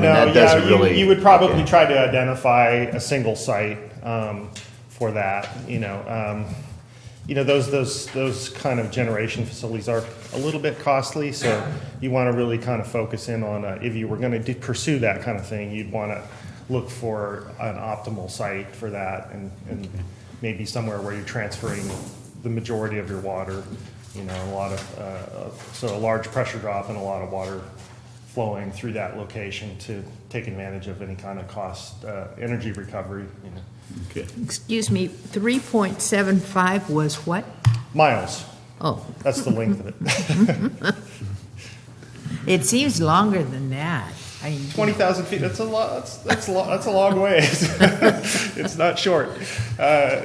So this is the service area it serves. It serves Cal Fire, Lakemont Subdivision, Meadowmont Subdivision, Cedar Center, Millwoods, Lilac Park, the Ebbets Pass Fire Station, all along Blagan Road, Hazel Fisher School, White Pines Park, the Logging Museum, the baseball field, and the Moose Lodge. And this is a map I handed out. It's just kind of for your reference. You know, it shows the alignment, which, you know, pretty much just gave a rundown of all those areas. So I just want to note that I mean, just a quick reference to alignment, and it makes it seem so it's simple of an issue, but I want to note this is something that Charles has spent an incredible amount of time over many, many months to get to the point where we do have the preferred alignment and design of an alignment and there were a lot of changes were made to reduce the impacts on the community, to avoid areas that we'd have to take out mature trees and other things, and to really try to maximize staying within the existing easement as much as possible. So that's one of the things that's happened that has to some extent changed the schedule of this project, but in the point that we're actually constructing and what we end up with is going to, I think, be a lot better because of it. it's an expensive project. You want to make sure you walk in to construction with a good set of plans and specs to, you know, to control costs, make sure you get out of the contractor what you want, and, you know, so you're not having to renegotiate in the field with the contractor what they're supposed to do. You want to make sure you have a clean set of plans. So. And your contractor? We're going to go out to bid, so okay. I'll get to that. Okay. I do see one place where you are going to cross the Highway 4? Correct, yeah. And that's by Bore and Jack. So it's a tunnel underneath the highway, so should not, you know, there could be some minor traffic impacts. We're not going to have to shut down the whole highway to get through there. So we have had to pursue easements. We're following the existing alignment, but what happened is when this was put in 1965, the existing line, it was a totally different county back then, different situation. It was the majority of the property. It was owned by the logging company up there, the prior logging company, and they just put this line in and developed a lot of the property up there. So, they owned a lot of the property where this line was put in. Things have changed. Now we've had to acquire easements along the golf course, which we have acquired. It's been signed, notarized, and recorded with the county. We're still working with, the only remaining easement really is with Cal Fire, on the Cal Fire property, that we're working through that with them. And we've had to jump through a lot of hurdles to get these easements, follow up correct procedures and all that. So, but we're getting close. And also there's a number of, and we got to get an encroachment permit from Caltrans. We have acquired the U.S. Army Corps engineer permit and the California Department of Fish and Wildlife permit, because we're crossing what's Highway left 4. of the stream and what there's up there, and there are a few small wetlands that we're crossing through. And this is the schedule. So we're in the process of finalizing the plans like this week. And next week they have to go to USDA, their engineer for the region, Northern California, in Davis, and he'll take a look at them, sign off on them, then we can go out to bid. And so we're trying to get the bid in here towards the end of the year here before, potentially any snow gets up there. And we want everything to be visible for the contractor so he knows what he's bidding on. So we want to do this bid in October, November, and then we're looking at awarding in January. And also during that time frame, January, February, we have to finalize our grant documents, so we'll have to come back to the board with the grant. And then we'll be looking at issuing a notice to proceed in the spring and completing construction hopefully through next summer. It is a complicated project. There's a lot of challenges. That uphill region above the Moose Lodge up to a sawmill tank is all cross-country, rugged terrain, so it's going to be challenging. So. And I think, one of the things, really we are trying to get this done in one construction season, as opposed to before where it was 2 seasons that it would have covered. And so all the additional impacts of the community and just challenges of trying to button it up for the winter and everything else, we're trying to avoid that. I know that's going to be a really big relief to finally get this out for bid in October. As Charles was saying, we were talking about some of the really quality work that we saw with Flying Acres up there. I'm hoping Mazingo and other, very capable contractors like that, we'll see them come in with bids. And this project will attract the attention of some of these larger construction companies, Tykert, Mazingo, so we want someone that has sufficient capabilities and crews to do the job in that window. So the other thing too is this gives us time between now and next spring when things really start to heat up to really continue to do the outreach with the public and affected property owners to make sure that we've got they understand exactly what we're doing and when we're doing it. And I know a lot of those discussions have happened, but we need to have those as well after we have a construction contractor under contract to make sure that we're all on the same page. Our meeting with the Moose Lodge, that was one of the things we talked about. Some of this will pass through their parking lot. So we're going to take this time to really make sure we have that all dialed in so people know what's coming. Yeah. When we send this out to bid, I realize you guys are mentioning general contractors that are not necessarily in county.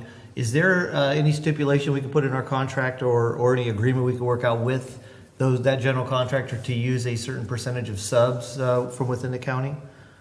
More local contractors? I think that to some degree is occurring with some of the local suppliers. Obviously, well, generally is going to happen just happenstance. But I'm saying, is there any way we can gain control over it and ask for, or is it would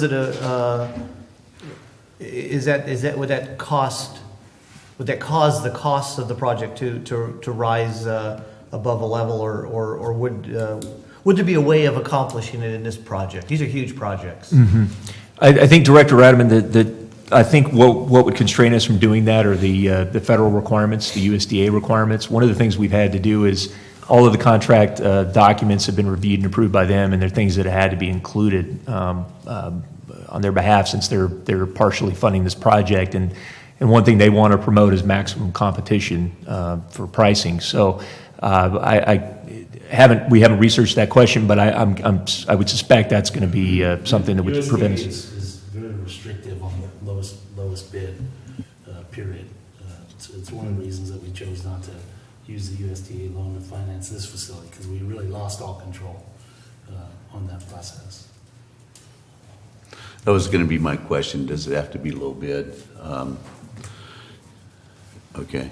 I mean, there's. But I think that the reality is, on a project like this, I mean, you're going to have a construction company that's larger, than most of the local companies. That's got the equipment, but certainly the fuel, the material supplies, the gravel, the slurry, all that stuff's going to come from somewhere local. So a big part of this, it will get spent local.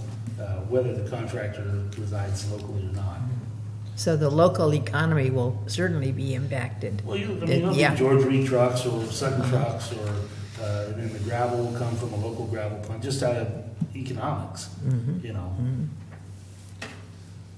How long of a project is it? As far as the length of it? Start to finish construction? Sorry. I mean, if you get the right company in there, they can get it done in one summer. But, even West Point, we had spillover. Mazinga was on that job, it went over one summer. They had the bulk of the work was done in one summer, but we had spillover into the following year as far as some of the cleanup work goes. Yeah, well, one of the things that's going to work to our advantage is the fact that it's already been done. You know, all we're doing, not all we're doing, but we're replacing those facilities so that they won't be encountering. Right. And it's possible they could get, the sequence of work is going to be very important to make sure we don't put a lot of customers out of service, so. Well, you circumvented that by putting in those PRVs, or what did? Yeah, Along it's the basically route. we can't really put people out of service. Right. More than like 8 hours, 12 hours at the most. So yeah, it's challenging, you know, when you're taking out the main transmission line through downtown Arnold to try to keep folks in service. It's you know. But one of the things that Joel handled very well was, you know, notifying the customers when they were going to be impacted. So if there's any way that we can get back to that kind of a schedule, it just eliminates all that stress to the property owner. Yeah, that's Especially going to have to be part of the planning process we go through this winter. Is we figure out how are we going to notify people, keep people informed of the water services outages, have a good public outreach process. So. Well, just looking at the schedule we got here, the construction schedule is scheduled to start in February. That's rather aggressive with that 18 to 20 foot of snowpack that we're going to have up there. I like the way you think. That may change. I mean, realistically, yeah, the contractor's not going to mobilize out there. The reason that's up there, and I should mention it, is that we have a deadline with USDA. So based on our letter of conditions that said we have to start construction in February by the end, like February 26th or something like that. So realistically, that could just be a signed contract and they start submitting shop drawings. So it doesn't necessarily mean heavy equipment mobilizing to the site, you know. So, but yeah, it'd probably be a good idea to have the contract signed and to have the loan agreement and agreement all sorted out by early February, just to make sure we don't jeopardize our. Yeah, we'll have snow removal as part of the. But I've talked to USDA. You know, that deadline is. They say it's reasonably flexible as long as we could write them a letter and extend that deadline out. So we're not in jeopardy of losing the grant loan, but just for the sake of meeting their original requirements, I want to try to meet their original deadline if possible. So I have a question then that really tees off, Dave, that our brief conversation we had earlier. Would it be possible, or how would you go through a process, in my mind, of looking at maybe some sort of a tee off of that line up by the hospital or something that could get water over by the mill pond and ultimately down to Sheep Ranch? Would this be the system that we'd tie into? Possibly, and in our conversation was I want to look at everything that's an alternative potentially to improving our water supply and in the Sheep Ranch area, and that could potentially include a transmission line. Charles and I briefly discussed that. What I'm thinking is we could just do a change order to this contract and add it. With emergency yeah. funds, it might well, on a time and materials basis with no cap. But obviously there's a lot of work that needs to go into that. The right-of-way issues alone are going to be challenging if we do that. But that doesn't mean it's so we'd have to begin the process of doing the analysis and the planning on something like that, and then eventual design. So this project would move forward, and I would suspect that this wouldn't impede us in our ability to do that if we so choose to. Okay. So It'd be interesting to see what the transmission is from White Pines to Sheep Ranch. Yeah. We need to look at it, yeah. Sure, It I may not understand that. I just, kind of putting an existing tie-in is, a large fitting, and then. Yeah, there's a lot to think about that. Yeah, and it needs to be done. We need to strategize about that and come up with the best plan. And just to note, President Underhill, you mentioned the work and the coordination with the community on the work that we've done within the last year, and that was for the insertion of those isolation valves Right. at key locations. So without those, we were basically going to have to put the entire community out of water while we did this project, and that's nowhere we wanted to go, particularly in the summer. This way, we can actually isolate the areas that we're working on and do a more limited affected areas, so that as we absolutely need to get the work done as we're moving along. So, and that gave us the opportunity as well with Joel's efforts and your efforts as well to really get ahead and get to the public and get the messaging out there. And we'll definitely follow that again. That notice to proceed date to me couldn't happen early enough, because I think as soon as we get a contractor under contract and working on the project, then we really can have the real meaningful, detailed discussion of how do we get this out with the community, how do we coordinate all of that and lessen the impacts. So, okay, so I'll move on. So this is the project following Reach 3A is going to be Reach 1, which is a similar. This is part of the same system that was all built in 1965. So it's, we've had numerous line breaks. It's all along the Caltrans right away. 100% of it's along Caltrans. So, numerous line breaks, like I said, our crews are out there all constantly patching this thing up. And it's another high pressure line. It's operating 150 to 250 PSI. It's 4.5 miles in length, 15 PRV stations on that line. Again, you have to drop the pressure down to all the different communities along subdivisions, small communities along 4 to service pressures. Right now we're just ballparking it as another $5 million project. And actually right now we are actively working on it. We do have a surveyor out there starting the land surveying, and that's been going on since August. And I did hand out another map of that alignment just for information so people understand where exactly it is. Charles, I'm going to bring this up again only because I realize how important it is that there is no other alternate way around that flume system, and that if we don't consider a second or third or fourth pipe in this line when we put this in, we're doing the county a disservice by not giving us an alternate supply point to the cities of the town of Murphy's and Angels Camp. So, do they go back to the Schmouter mine when the Darby fire happens again, or big rocks take out big parts of the flume in a major mudslide? Or do we start thinking a little bit more proactively for the good of the whole community and saying we need more than one pipe in that ditch? Are they prepared to finance this?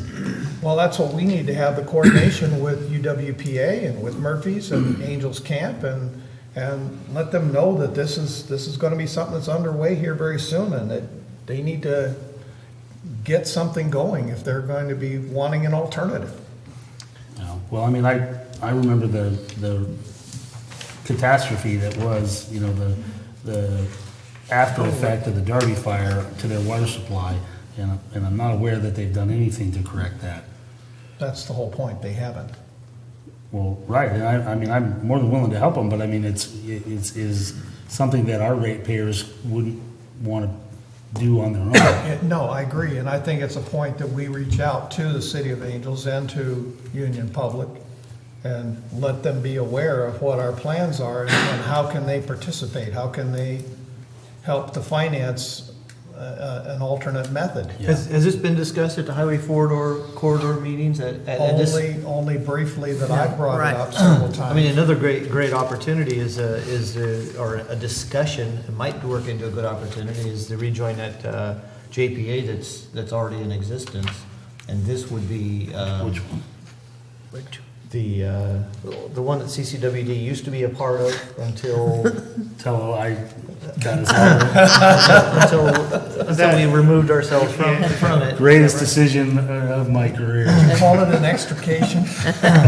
But that would make that smoother if there was some sort of an organization that a JPA that was a part of it, and if it hasn't been even discussed or brought up as a topic or an agenda at that Highway 4 corridor meeting. Or at that would- or at the UWPA. I mean, that's basically, that's who would want to do this. And I mean, it's certainly, have the conversation, but the reality is they're not going to want to fund that. And it's short-sighted as it may be, I would be amazed if they wanted to fund that. Even, I don't even know if it's feasible, but if it was feasible, It's a great I discussion. don't know where they would get the money to do it. But having it here isn't. No, this isn't the place to have it. Yeah, it's. And it has been in the Highway 4. In fact, the thought of the Highway 4 becoming a JPA has been brought up in some of the conversation. So there's a lot of things on the table as to whether or not it gains No, political traction is the next point. Partners are awesome, and that would make that would be a great project to partner up with other water agencies in our community that have a need. And we have this would be great. I mean, huge cost savings to them to think ahead and do a project at this point in time and piggyback it on top of this one. Dave, we'll bring it up in the next Highway 4 meeting. Yes, you bet. And this is a great opportunity to look at it because we've got the time on this project. Those discussions, there's plenty of time to talk about that and consider what available grant funds might be available to help assist with that. If we did some kind of a combined project, clearly, this is a generational thing that you open up this kind of an alignment, so we definitely should have the conversation, and I definitely, Director Mills, I appreciate you bringing that up. We have more exposure and understanding to the grant process than some other agencies that are involved here. So it might be that we be the grant administrator and simply facilitate that piece of it. How that works out is just a matter of having the conversation now, because we don't want to have, someone coming to us later and saying, you didn't tell us, or we didn't have an opportunity, or whatever. Let's be sure it's all taken care of before we totally commit. Yeah. Because if we're talking JPA, could this be another part of the IWRM? Yes. Because there's your JPA, Yeah. right? So that's it. Yeah. And this goes back, doing another source of water, this goes back to the original intent of the Highway 4 committee. Yes. To bring all of the agencies together with a common interest and a common benefit. So this is right in fitting with that. Right in the ballpark. It also grants would most likely be more successful with the larger group benefiting more than one district. One advantage too is that Murphy's is DAC, Angels Camp is DAC. Aren't So we it is DAC? Murphy's is, Murphy's Yeah, is yeah. DAC. That's Didn't we do that? Mr. Fontana, president of Murphy's Sanitary. Yes, they are DAC. I know there's no public discussion yet, so I'm probably out of line. I would highly recommend that your representative, that goes to the IRWM, and keep this project, the concept involved, so that put on the project list, there is Prop 1 money out there, so they can get funding. And if the RDC gets done here in Calaveras County, we'll be in RCD. What? in good shape. We can manage it through an RDC project like this between, and I'm sure some of these water agencies have to realize if that flume burns, they're in big trouble. And it's when. Yeah. It's when. Exactly. You know it's gonna happen soon. Okay. If This it is burns again, It's an off Yeah. conversation. Yeah, this is off conversation. This is another off question. What happened to RCD yesterday at the board? At about 5:15 yesterday afternoon, the Board of Supervisors passed 4-0 to request LAFCO to form the RCD and to bring it before the voters. There is a time window involved in it. It's very critical as to number of days to do this and that. They're thinking if they can get it in the primary, that's fine, but most likely it'll be the November 2016 ballot. Oh. In the meantime- Okay, well, now, sorry, Charles.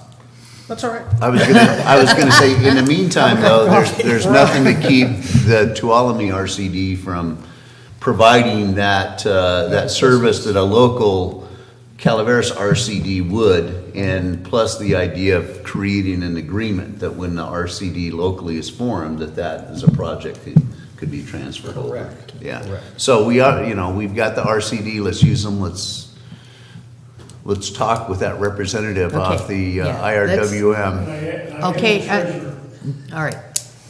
Yeah, sorry. So no, those are great comments. I think that's, as an engineer, it's good for me to know what you're thinking and so that we're all on the same page, and, I'll take that under advisement in the process, so.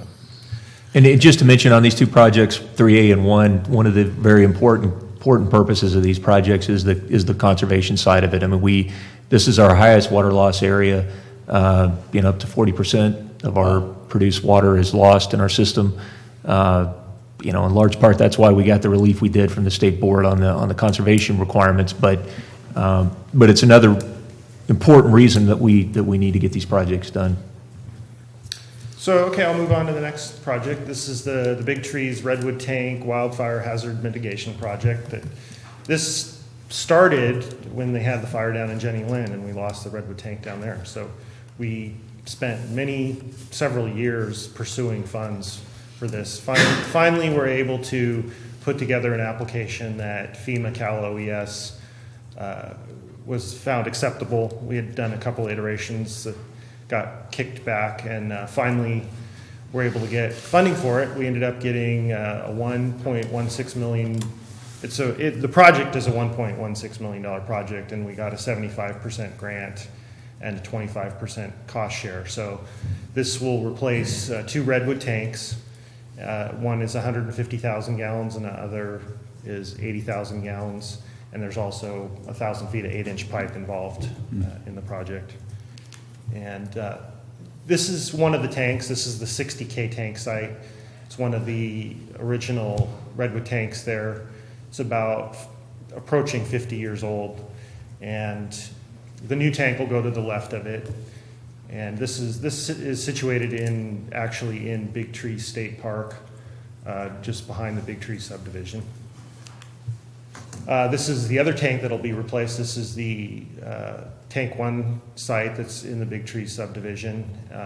And on this case, we're going to be bringing in some temporary tanks, tearing that tank, and putting the new tank directly in the same location.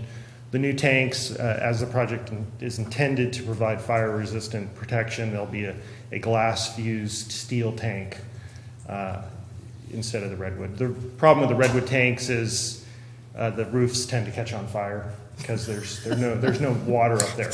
So the roof catches on fire. That's what happened at Jenny Lynn. It caved in, and the water relatively quickly too. It didn't take very long to happen. I've just got to note, you got to remember again, this is our finished product that sits in this, and it just blows me away that this is what stores the drinking water on the tail end. So, yeah. So here's our schedule. As of August, we had completed the design. It's actually currently out for bid, for public bid. It's been out for bid for a few weeks now, and we're planning on awarding the contract October to December. And that'll allow us to get the tank, get a contractor on board. We'll get the shop drawings done. We'll get this tank started into manufacturing over the winter. And then in May through September, the tank will be ready, deliver it to the site, and construction should go fairly smoothly. And we do have a deadline of December 12th, 2016 for our funding agreement. So that's the date in which we have to make final payment to the contractor. So, that gives us a little over a year to get everything done.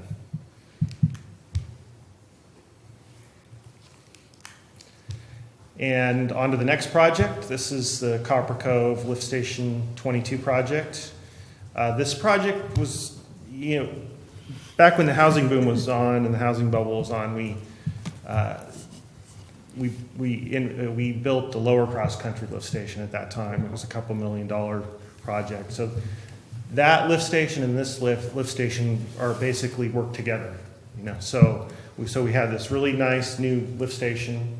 I know Bill has said this before, pumping up to this lift station that's about 40 years old, and it's under capacity. So and the wet well's in horrible shape. So it's been a real challenge for our operators.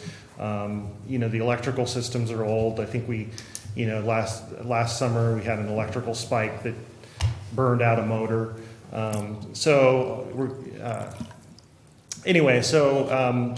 There's several reasons we pursued this project. So basically, we were working on the design in 2008, 2009.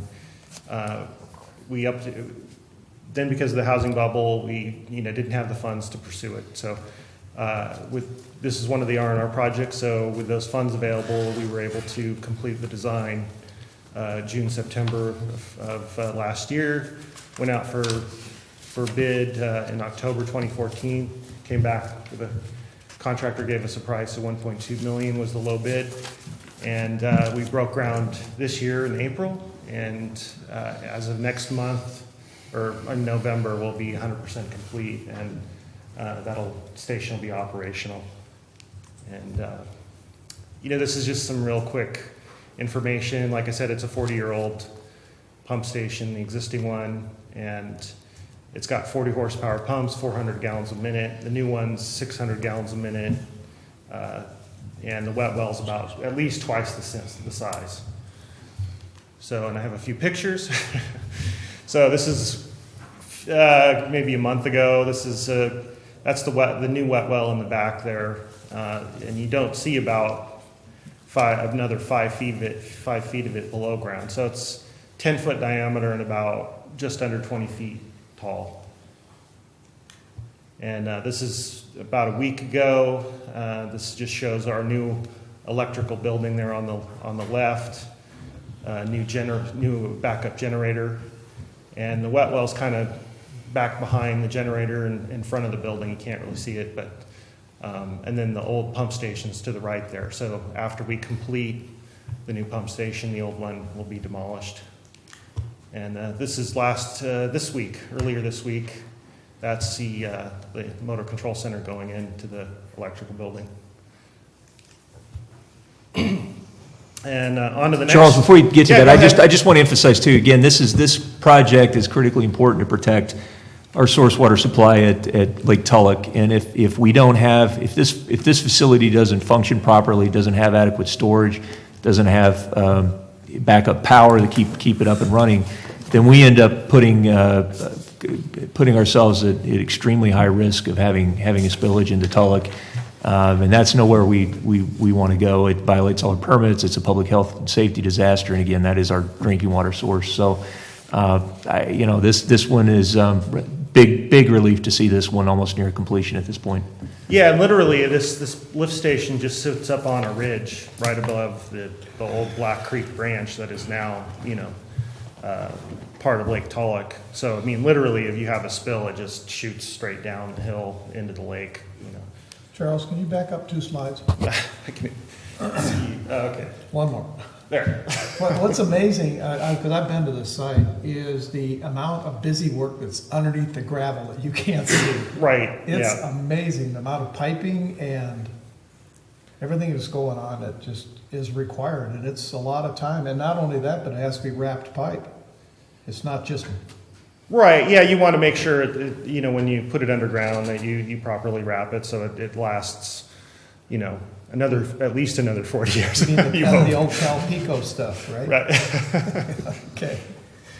No, that's quite a busy little site for the size of it. It's not a very large site, yeah. So part of the design was to make sure we can get our big VACON trucks down there and they can turn around and get back up the hill. Because they have to climb a hill coming out of there. It's a steep hill, yeah. Even our little Ford Explorers, you have to kind of punch the gas to get up the hill or else you just slip in the gravel. So it's, the VACONs have more weight to them, so they grip a little better. Are we going to abandon the old site in place there then? No, it'll all get torn down, Okay. and then everything underground will get ripped out, and then they'll backfill it.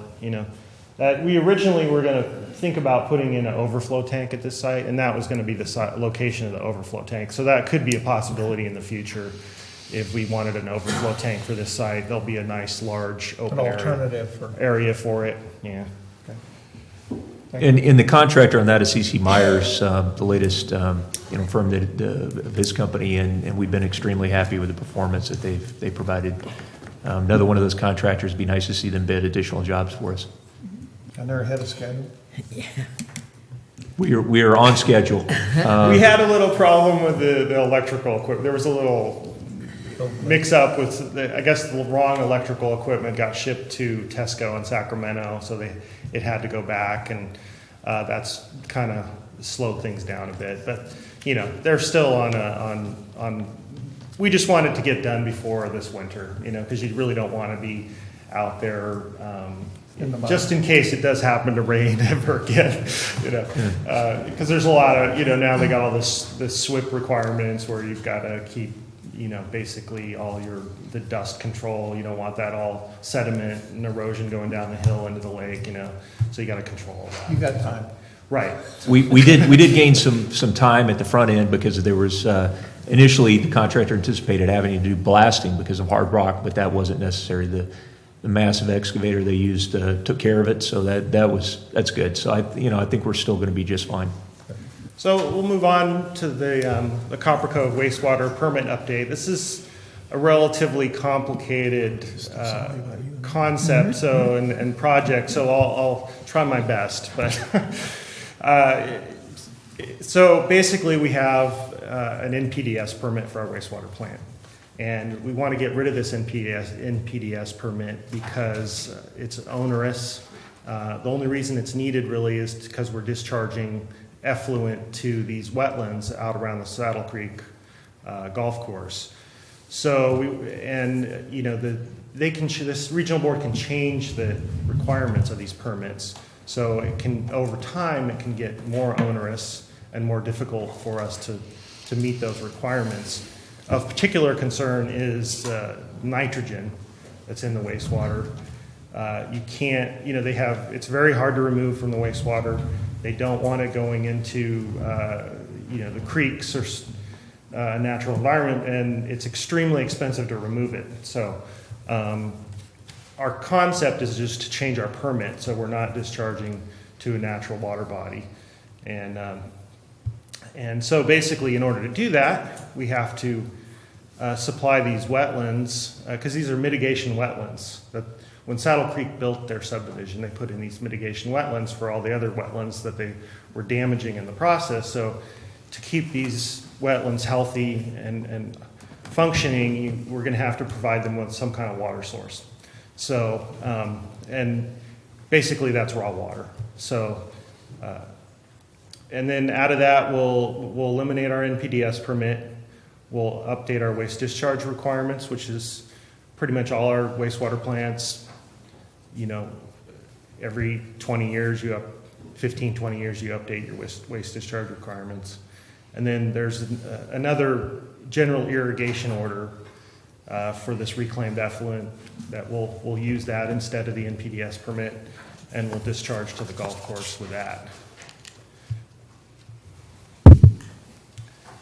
So we bought this pump. Cost $75,000. And so what this pump does is it's going to be the pump that delivers the raw water to these wetlands. It's a really long distance. And, not only that, but in order to not have to build a bunch of pipelines, we're going to have to basically utilize the pipelines that we have. So we're going to have treated effluent and raw water going through the same pipeline, which we currently do, but in order to prevent this effluent from being discharged into these wetlands, we're going to have to purge out periodically. So Saddle Creek will give us a call. They'll say, there's not enough water in the wetlands. We need to put raw water in the wetlands. So this might happen a couple times a month, 2-3 times a month. They'll give us a call. So then we'll have to go through this operational procedure where we switch a bunch of valves, redirect the raw water through these pipelines. We purge it all out by applying the raw water to the golf course first. And then after all that effluent is out of these lines, we'll open up some valves to these wetlands and allow the water to flow into the wetlands. So So when you're using, I'm sorry, when you're using the pipeline for pumping effluent, which there usually are until you need to use them for raw water for the wetlands, where does the effluent go? You say onto the golf course? Yeah, it's that's why I put this map up here. There's a pond there called NC2D, which is it's not quite next to the golf course clubhouse there, but it's off to the side of it. And basically, the effluent, we have kind of lower horsepower pumps that just kind of put enough pressure on the line to push the effluent into this pond. And then Saddle Creek has their own irrigation pump station that picks up that effluent and pushes it through their irrigation system, and they basically irrigate their golf course. Okay. Yeah. So that's our pump in the crate, along with that's a 200 horsepower motor. It looks small in the picture, but if you stand next to it, it's almost the height of a person. So, we talk about these things, but I thought a picture might help. And this is our reclaim plant, an aerial view of our reclaim plant.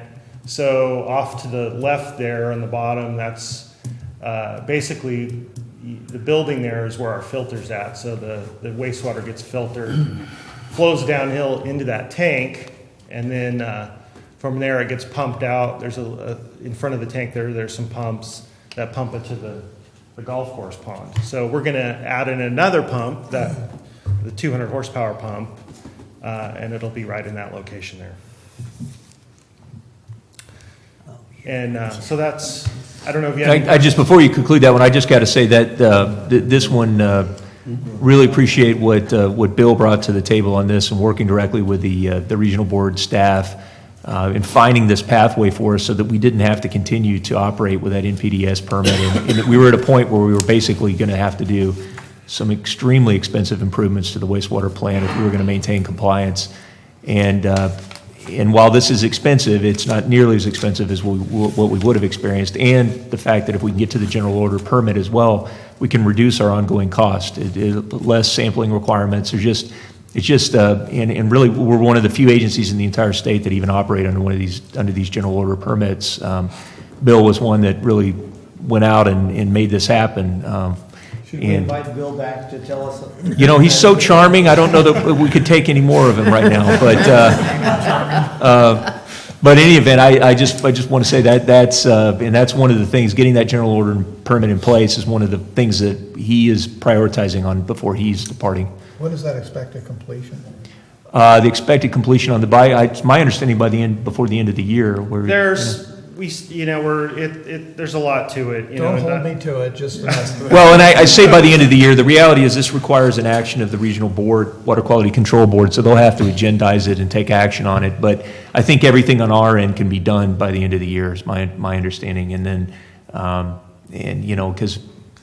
Yeah, we've got to work through their process, which is not going to be, the fastest of processes. So we may still have some details to work out through, say, April of next year by the time we really get it all. I think if there are, we'll be in a path where, we've already got the concurrence from the regional board executive officer and their staff that this is what they want to do. We wouldn't have made these investments already had we not had confidence that this would work. But, you got to go through that public process, and yeah, that'll take some time.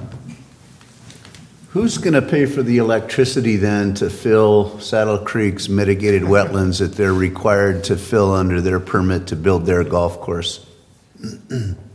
Right, yeah, I anticipated this question.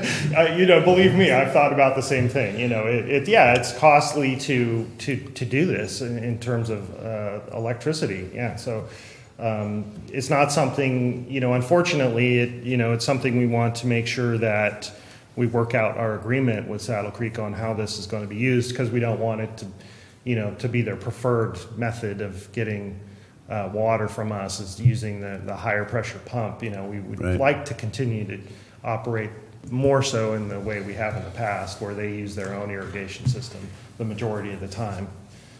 And really, that's the other side of this. Like the other golf courses that we deliver, reclaim water. This is the golf course is essentially our place that we can dispose of it and meet our permit requirements. So, It's always that, we want to cover our cost. We want something that's fair to all ratepayers. But the relationship that we have now and will continue to have is extremely important, and having the ability to dispose of our treated effluent. Yeah, I think that I'd be more comfortable with some sort of an agreement where, if we're having to fill their wetlands and all, the electricity or whatever, it's something that our ratepayers aren't picking up.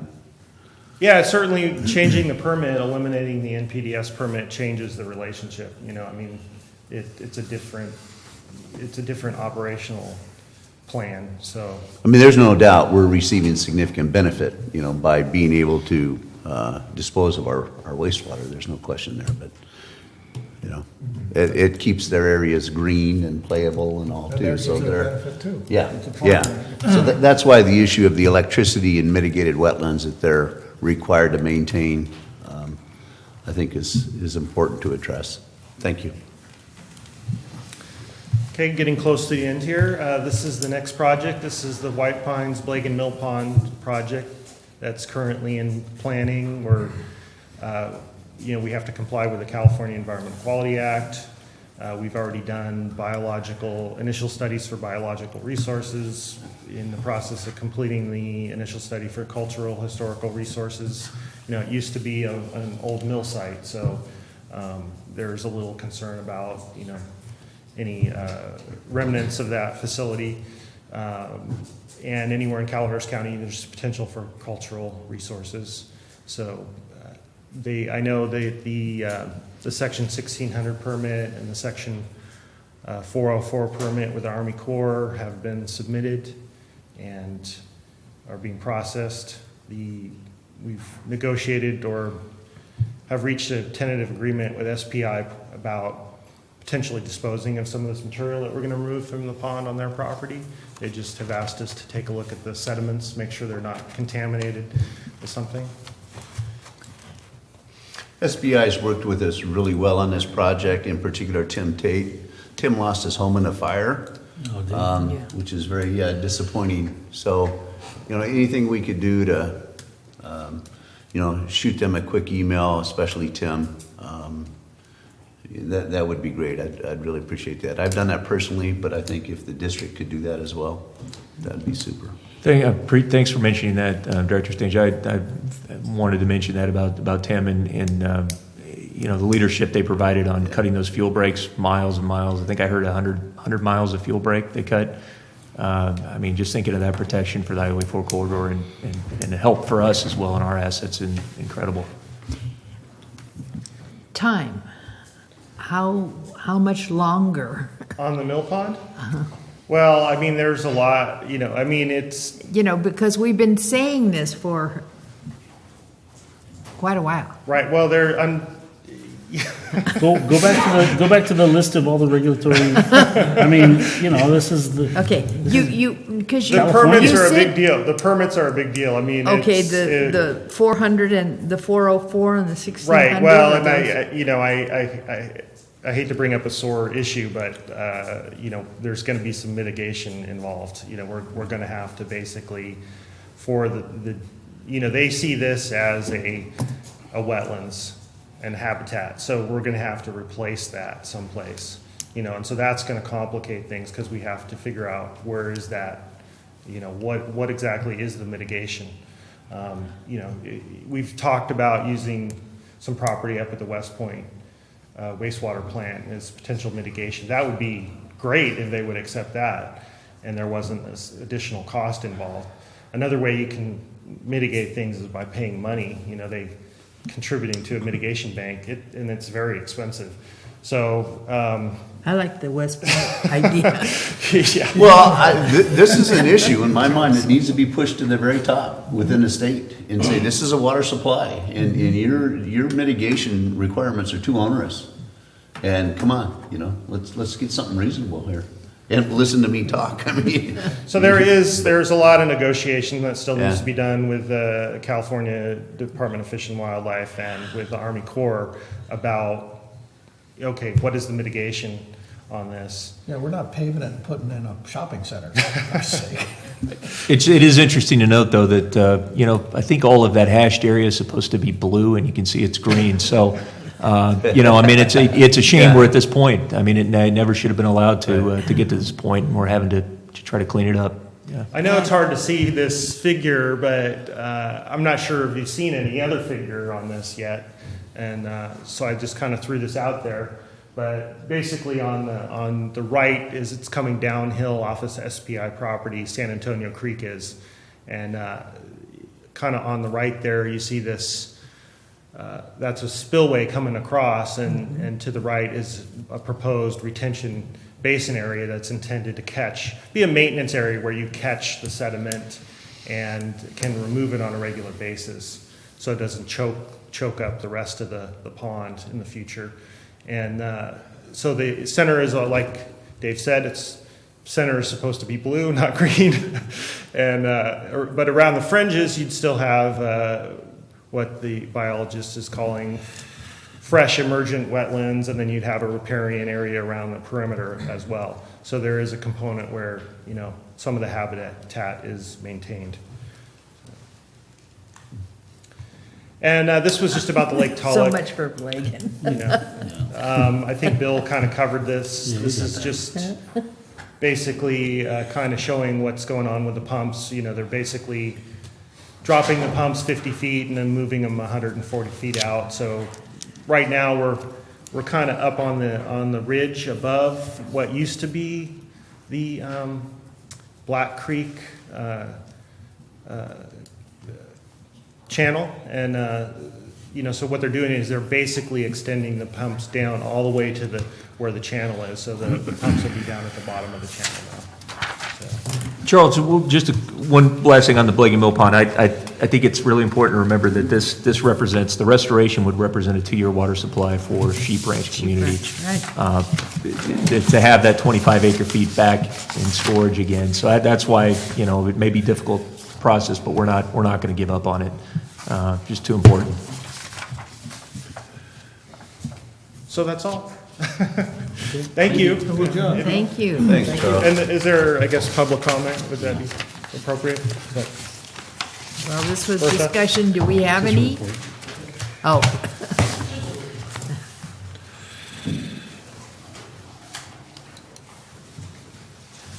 Joe Fontana with Murphy Sanitary. I already made some comments about the IRWM, so I won't go rehash that. I think that especially some of the Stanislaus projects that involve the Stanislaus are ideal projects. However, one of the things that I've noticed that UPUD did move their line from the dam on Highway 4, replaced it 18 months ago. They had a tremendous amount of kickback by the Indian tribes. They had to spend, I believe Gio said that they spent somewhere around $100,000 for looking for Indian artifacts in all the dirt that they moved.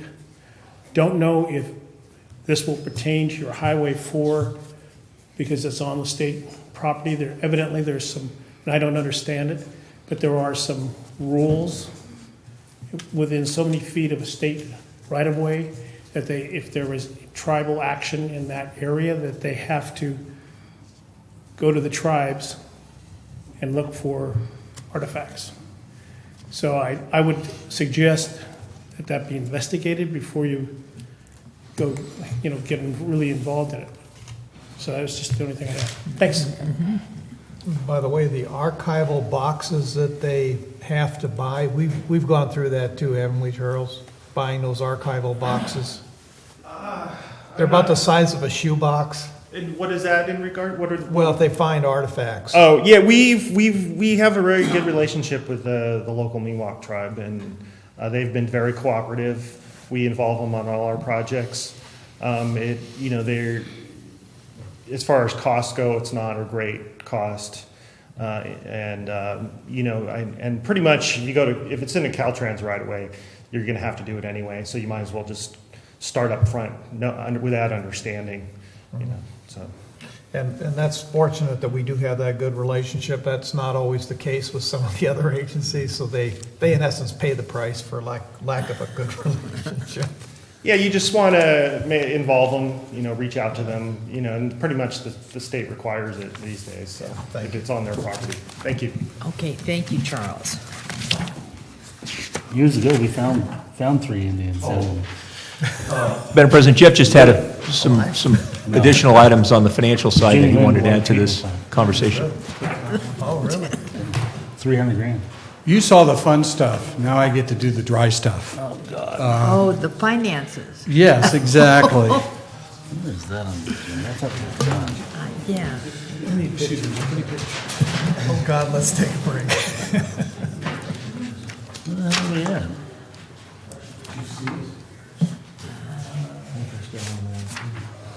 Here's a copy of the PowerPoint. It's very short. We want to take a break. It's like, it's the same goddamn report every month. You know, it's the same report every month.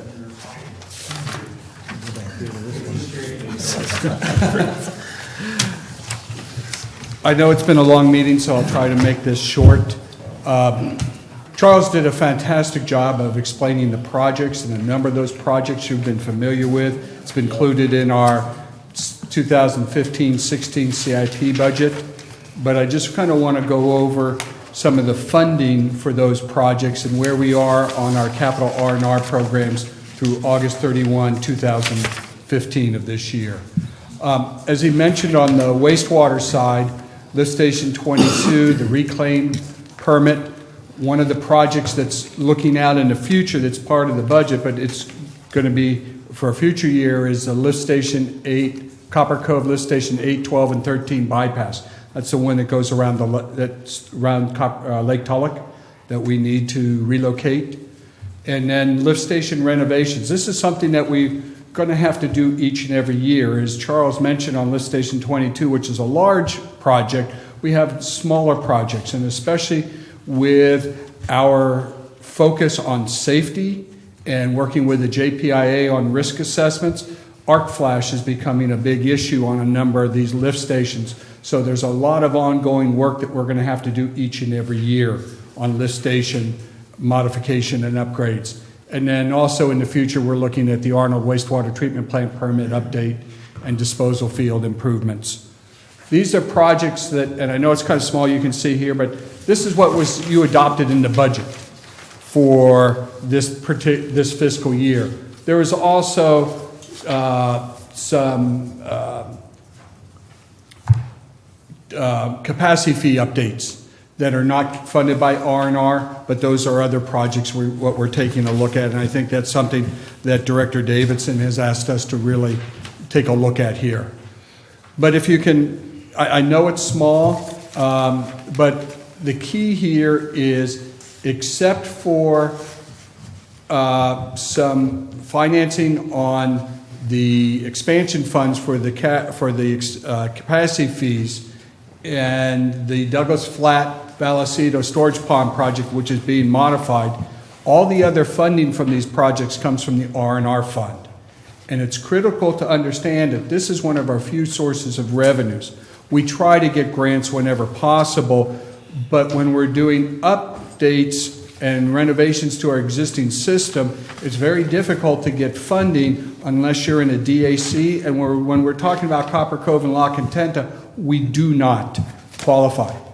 Charles is working for the West Point Wellesleyville Consolidation Project, and we're looking for state funding there. If that's an opportunity, we will get some matching because it's a disadvantaged community, and we're going through that process now. But sometimes they require a local match, depending upon your level of the median household income.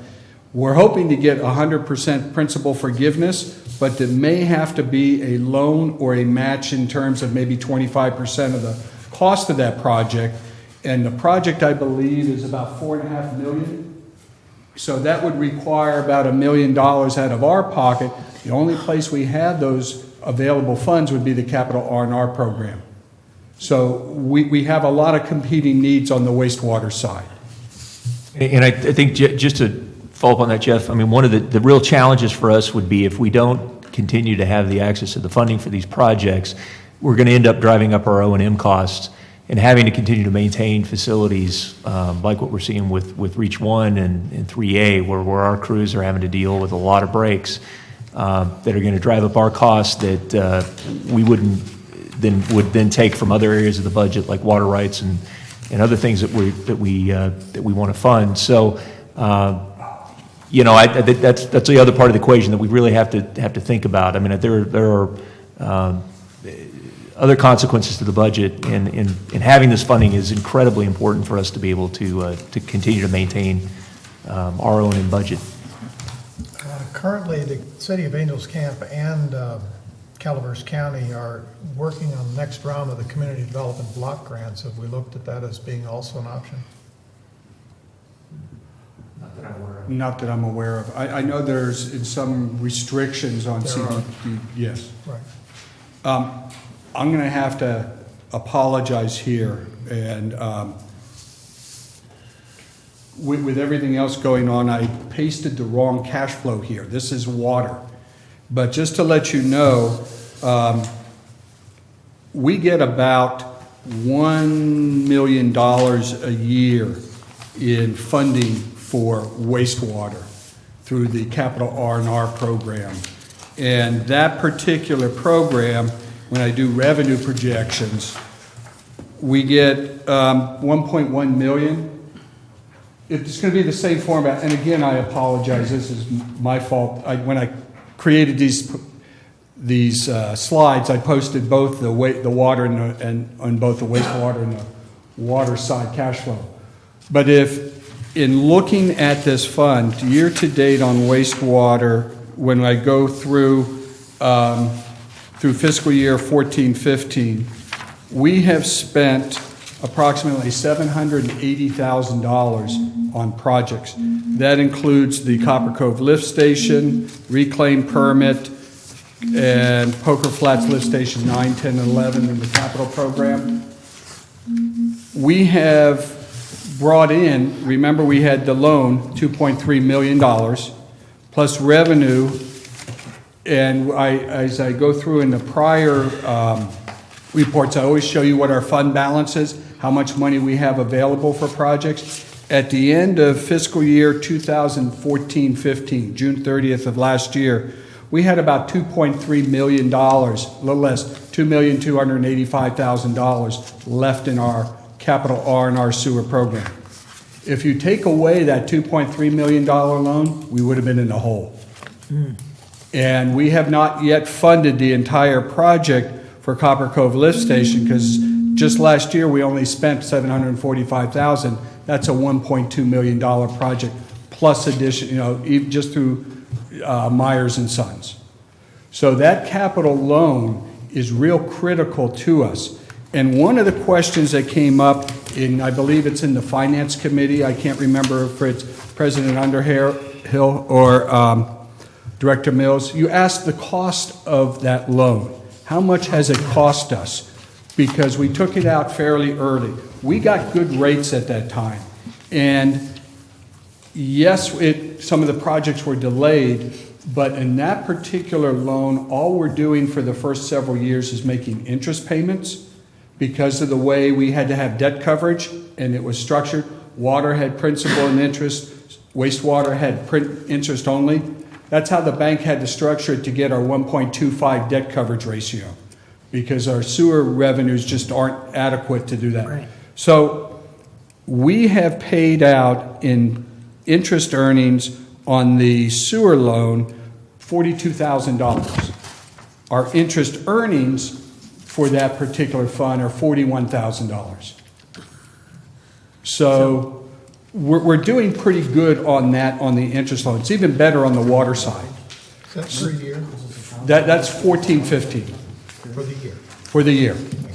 So the discussion was on wastewater and water loans.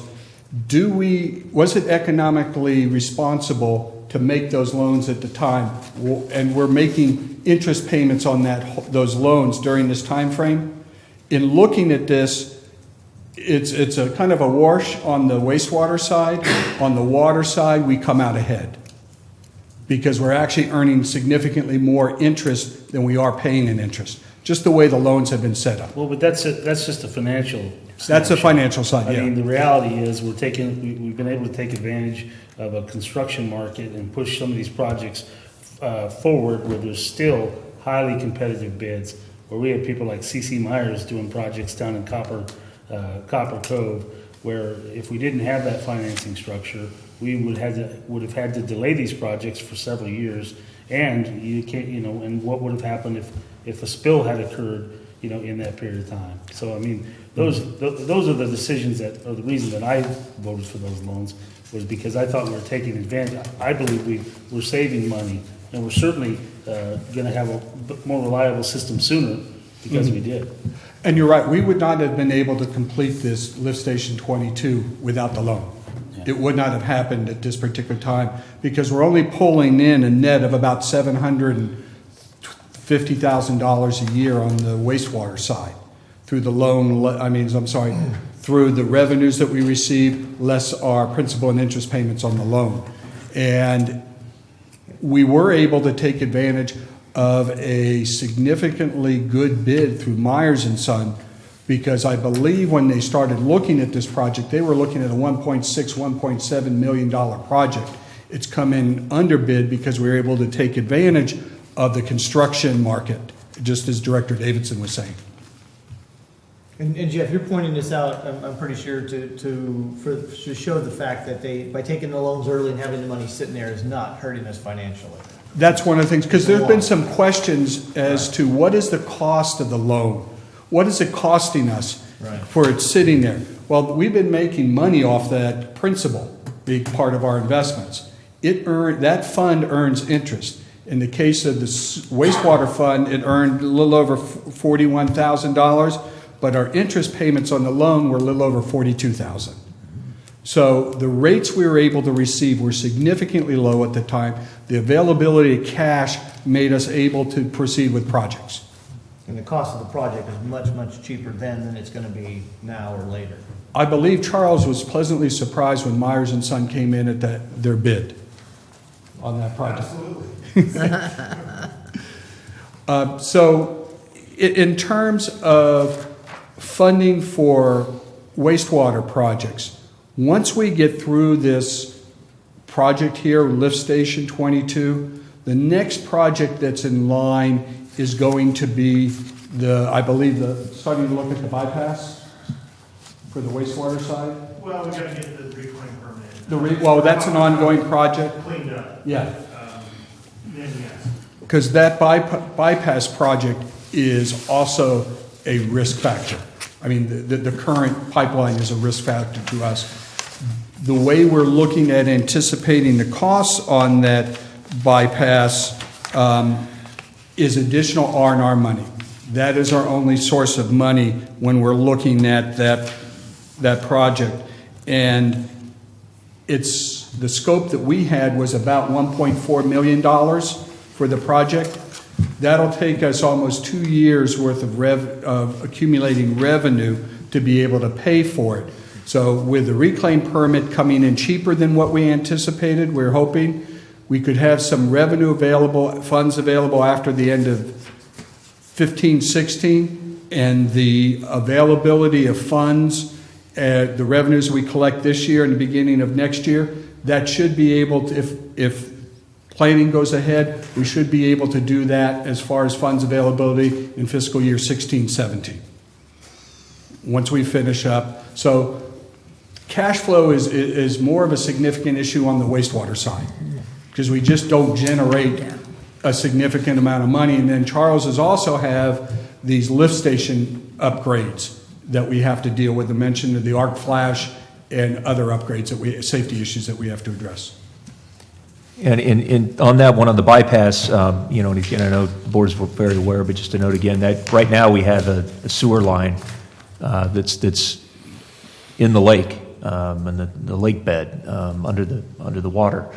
That's one that, you know. Right. We've got to, you know, it's just, it's amazing that it's there, that it was allowed to move forward in that manner, but, I mean, you can only imagine the disaster we'd have if we had a problem with that, and all the Back in the costs. day when it was built, it was like, it's a perfect scenario, because how are you gonna see if it leaks? Jeez.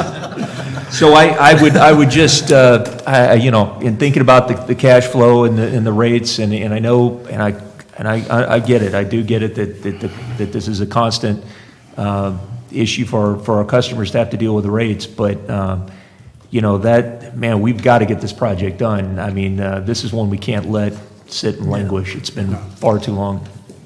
And unfortunately, it's in an area that doesn't qualify for disadvantaged Right, communities. right. So the only funding we are going to have is the R&R. And the way I'm looking at cash flow, maybe $750,000, the remaining balance this year, plus next year's funding, we should be able to fund that one as soon as possible, you know, like I said, in fiscal year 16, 17. And then after that, that ongoing funding will be available for other projects like the Arnold project and these lift station upgrades.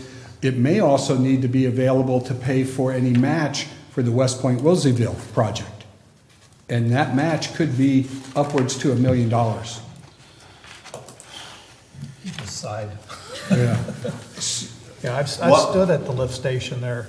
Pardon me? Going across the lake or under the lake, Mm-hmm. over by Calypso Bay. I know where that's at.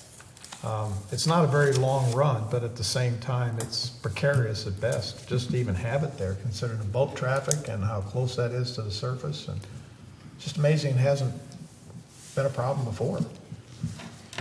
You know, and Director Mills, I mean, yeah, you're right. I mean, it's so incompatible with everything else, the use, the habitat, everything else.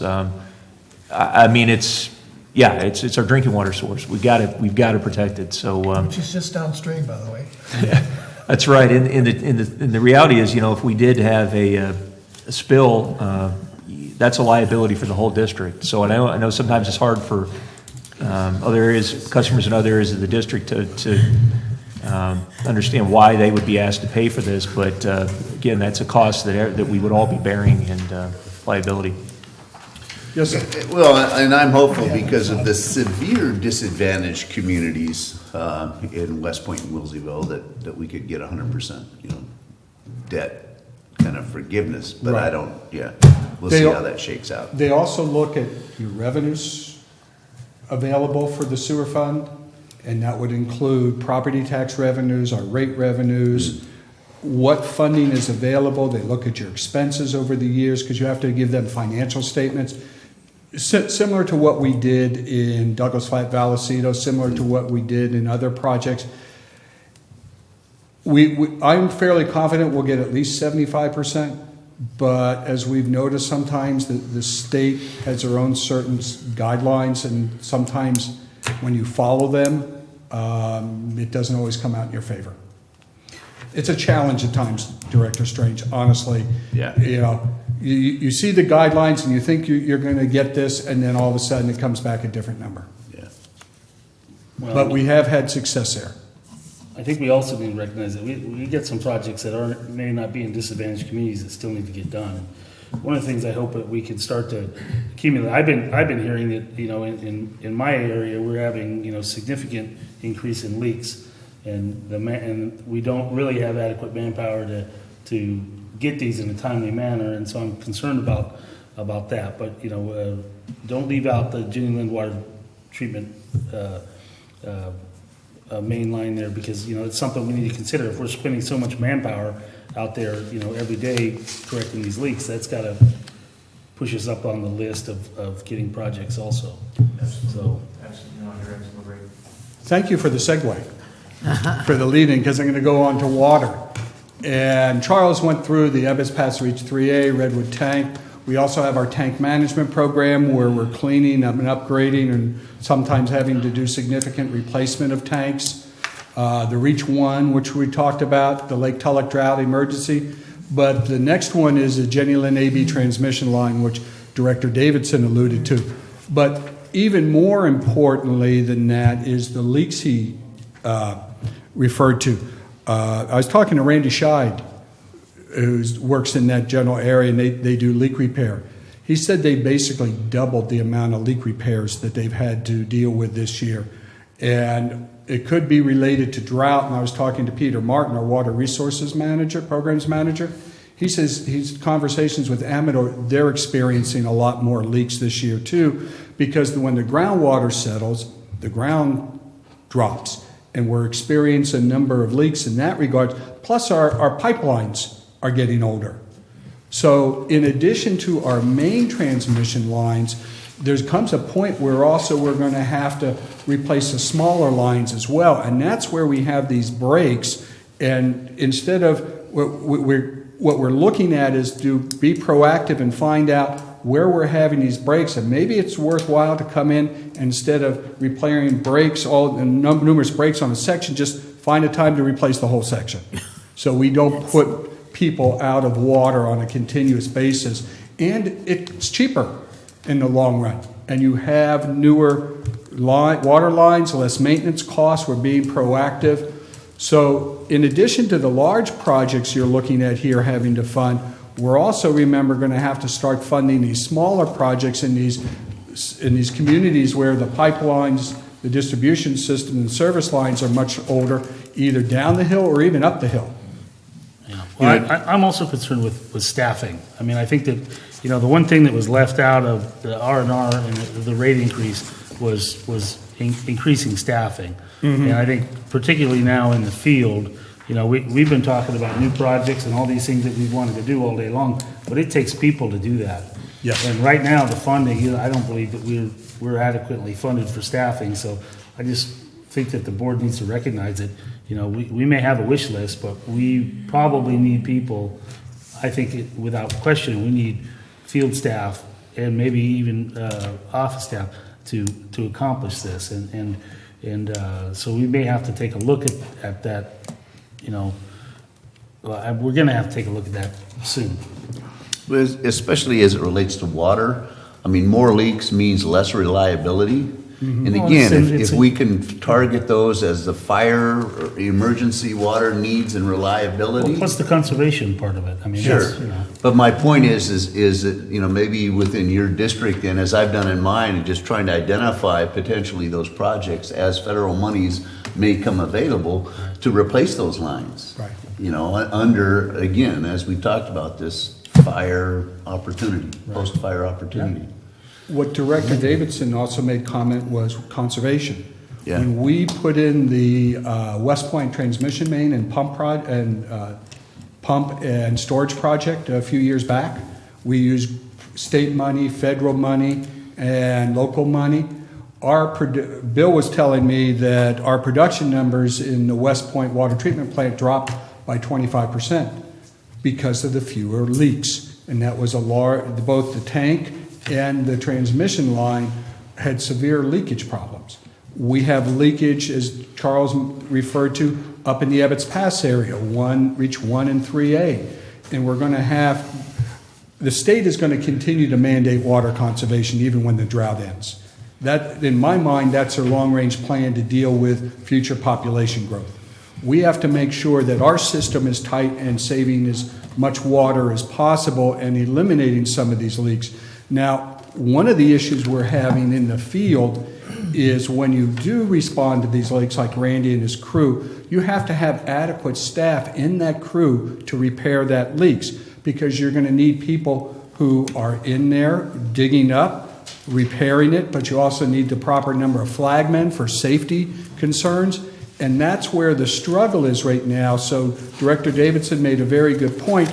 As we're repairing these leaks and having our guys in the field, we need to give them the tools. And unfortunately, right now, it's not in the operating budget because the last rate increase had nothing to do with operations. And it's more and more of a challenge now for us. And we have to concern ourselves with the safety of our employees, especially those out in the field. I got off my soapbox. Yeah. Sorry. But this is something, in talking to Randy just this week, he brought to my attention that they're doing more and more leak repairs because of the age of the system and the drought. It'd be interesting to get a report just basically on the activities of the field staff and the increase, just so the board has an idea of Yeah. where, what our guys are doing in the field. It's been a while since we've had Yeah. something like that. so. And we do, on a monthly basis, get the leakage out of coming, water into the treatment plant and water out, and the percentage of leakage. So that would be a good part of it. I want to, this is the budget for water. I'd kind of like to skip this and go straight to the cash flow, which is, you do have the correct one. Oh, the one that we saw already. Oh, it's all right, but this is, yes.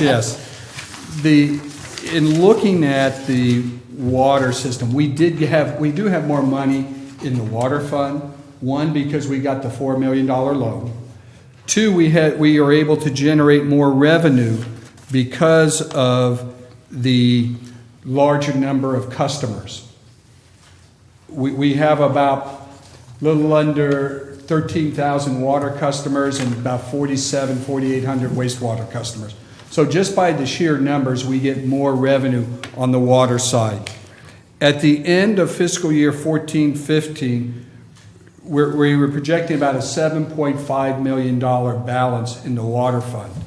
$4 million of that is the loan itself, the principal, the $4 million loan. As Charles mentioned, we're talking about a $5 million project in Reach 3A. We are going to get some money from the USDA, but when you do a USDA package, it's loan and grant together and a local match. When we look at the loan, our plan is to pay off that loan as soon as we get it with the proceeds from this particular, the capital R&R water loan. So that loan's going to be in the nature of $2.5 to $3 million, and probably in the $3 million range. We're going to pay it off right away so we don't incur interest on that loan. It also comes off our books, which is real important when auditors and banks look at our statements as far as any future financing needs. We do have the local match of about $1 million, so that will be coming out of that loan proceeds as well. So we're pretty much going to eat up that $4 million with the Reach 3A project. We also are looking forward to the Reach 1 project, which Charles said at probably the lowest estimate, it's going to be about $5 million. We're looking at grant funds there, maybe USDA loan as well, but we have to do a medium household income survey because when you look at the census data, when it includes that Forest Meadows area and that area in and around there, they are above the median household income as far as the state federal numbers are concerned. So as we did with the Douglas Vallecito, since we were not able to convince the state that surrounding area, including Murphy's and some of the other areas back at that time, was a disadvantaged community, we actually had to go out and do a median household income to prove that our Douglas Vallecito customers were disadvantaged. Same thing we're doing now in Sheep Ranch to be able to prove that. So if the federal numbers don't show disadvantaged communities, you have to go out and have an independent company do a survey to prove otherwise. Because that was then, and it's completely changed. Yeah, it is. Unfortunately for Sheep Ranch, it includes other areas within that census block. I'm not talking about them. I'm talking about the Forest Meadows. Yes. Well, that was the 2010 census. Uh-huh. But the way they have their census block data set up was a disadvantage to us. And whenever you go to the state and say there's no way because we know there's some disadvantaged communities and median household income, they make you prove it. And the only way you can prove it is with an income survey. And you have to get a certain percentage of the number of households within that census block to reply, otherwise your income survey is invalid. And that has come to times where we actually have the individual who does this, a company, they go knocking door to door to talk to people. But if we do not get USDA funding, and right now, based on their preliminary numbers, we wouldn't get it. We'd have to get, unless there are any other grants, that's $5 million has to come out of our pocket. We're also looking at funding for the big trees, that, as Charles mentioned, we have a 25% match. Originally, we identified the special project fund to be able to come up with that match, about $290,000. We may want to revisit that because the special project fund is not growing, so we may look at R&R, water R&R funds for that. Because on an annual basis, that special project fund, the annual revenue coming in, goes towards paying down debt on some of our water loans. So that is something we may want to revisit when we come to next year's budget or when we're getting through the big trees process. We have the Lake Tulloch Drought Emergency Project. It was originally budgeted at maybe $1.3 million. Obviously, it's going to come in under budget. We're hoping for state funds, but you've heard the story where we have it, we don't, we have it, we don't. If not, that's going to have to come out completely out of R&R funds. Fortunately, we have those monies available for us, because otherwise we'd be in difficult times. Blagan Mill Pond restoration, your board added $60,000 to the budget this year for more of the environmental, biological, and cultural studies. And as alluded to, we have a very good relationship with the local tribe. Deborah Grimes has worked with us on a number of projects, and we work with her and have a great relationship. But that Blagan Mill Pond project could be $1.62 million, maybe even more when you put in the mitigation costs. And right now, we're going to try to get grant funding, but if not, where's the money going to come from? It is a challenge financially, and it leaves me awake at nights wondering where we're going to cover costs for this. But I look at this right now and understand that at least we do have revenues that are generated. When I look at the projected revenues for the water capital R&R, just the revenues is about $3 million a year. We do have to pay debt service out of that, and it's only about $90,000 a year right now for the interest, but that will balloon up in future years because we took out a 7-year loan. So that the available revenue will probably stay at maybe $2.5 million a year. But when you're talking about a $5 million Reach One project, that's 2 years worth of funding to be able to get funds available to do these projects. So it's real important to be able to stage these projects and manage the cash flow accordingly so we can work on them. I think in the budget side, we're looking at, I think it was at least $1.6 million for the Jenny Lynn AB transmission line. And now Charles, not this year, next year is looking at possibly starting the planning phase of that. So we want to make sure that we got the project staged so that when we're ready to go out to construction, and the funds are available, we've done all the pre-planning, but it also is important to have the staff to be able to do the engineering on these so that if some grant opportunity arises, we have the documentation, the plans, everything ready to go forward. Because a lot of times they're looking for shovel-ready projects. Right. And that's one of the things that your board looked at when we upped the staffing on the engineering department to be able to get these projects moving forward to be shovel-ready when the cash is available. You mentioned the interest paid, that was 2014-15? 14-15, yeah. What about interest earned? For water, we earned a little over $106,000. It has a larger fund balance, and that's why we were able to earn. So we were in a plus there, about $30,000. Because the interest payment was, the debt service, it was interest only, I think it was $87,500.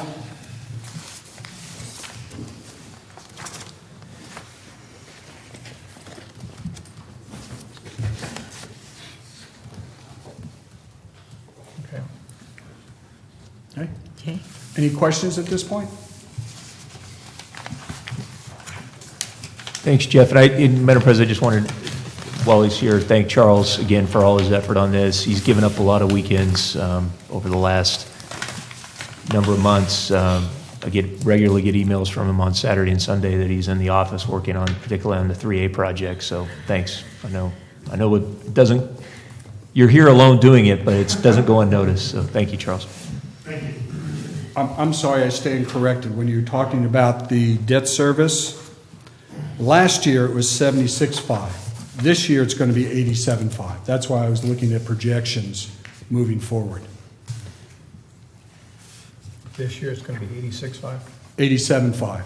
So the interest payments have gone up, but last year the interest was 76.5, and the interest earned was 106.8, and that gives us a surplus of $30,000. Do you have any expectation on interest earned for this year? Probably about the same, depending on what the Fed does. Okay. Yeah. Thank you. Okay, thank you. Okay, and general manager's report was in our packet. Okay, item 8, board reports. Good, am I Madam right? President, Oh, no. no, I was just going to say, there is one individual here that spoke earlier that wanted a chance to speak out about the Sheep Ranch community. I don't know if we have time or if this would be a good time for her to speak, or I just want to bring that up. Questions were answered with Bill privately, so. Oh, okay, great. He is everything he says he is, isn't he? Okay. If I have more questions, I'll come to the next meeting. Thanks. Thank you. Okay, start to my left. Well, the fire and the fire. Certainly affected me personally with our home in the canyon there on the South Fork outside of Wilseyville. I have a newer, greater appreciation for firefighters, including those that pilot flying vehicles, those that operate vehicles with like stick shifts on them, and certainly those with hand tools that are down in the canyons and doing everything they can. I think that I will be much less reluctant to question my additional fire suppression fees on my parcels now in the future after seeing that. And so, hats off to those.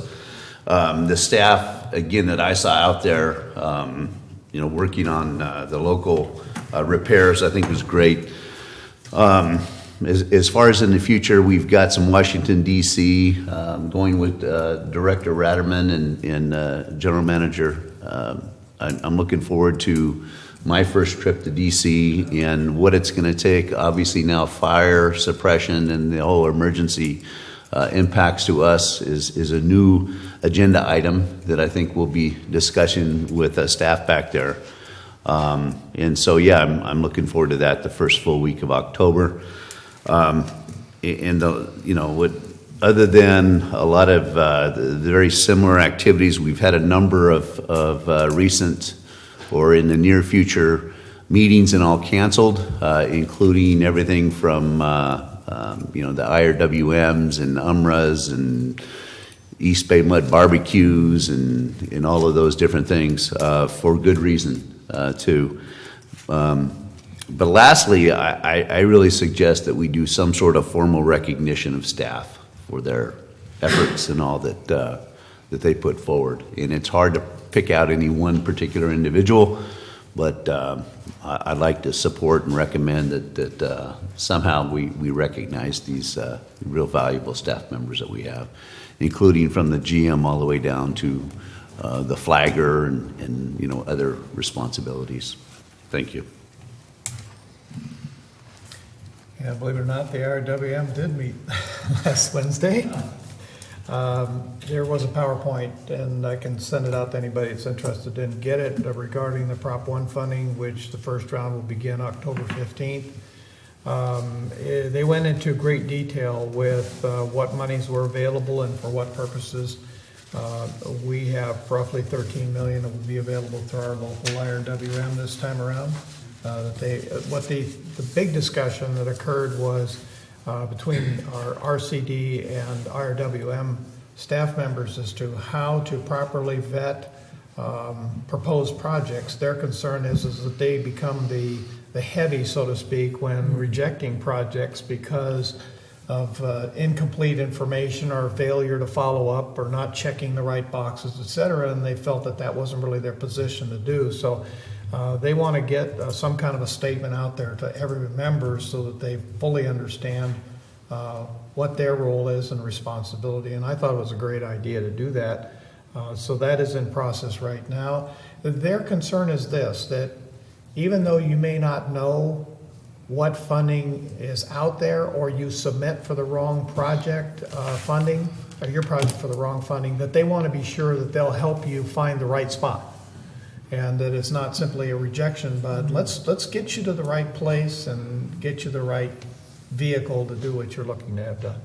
So that was discussed. I want to personally thank LAFCO, the City of Angels, as well as the Calaveras County Supervisors for their kind words and in their response to the grand jury report and how they felt that the Highway 4 Corridor Committee was a beginning of a countywide effort, and that they felt that should be something that's done on a countywide effort here going forward. And there's so much that now we can discuss with the fire and help to bring these agencies together under a common purpose.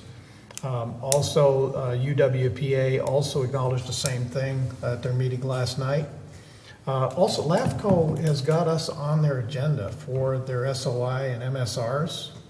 And I know I reached out to Dave about this, so they seem to have, this is something they do on a fairly regular basis, so it's just a matter of going through the motions, so to speak.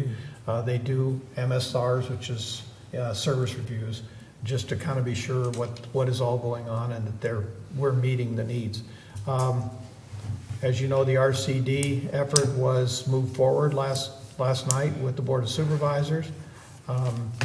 Understand too that the Calaveras Fire Safe Council has a great role in fuel management, fuel reductions within the county, but they're limited as to what funds are available and how they get those funds.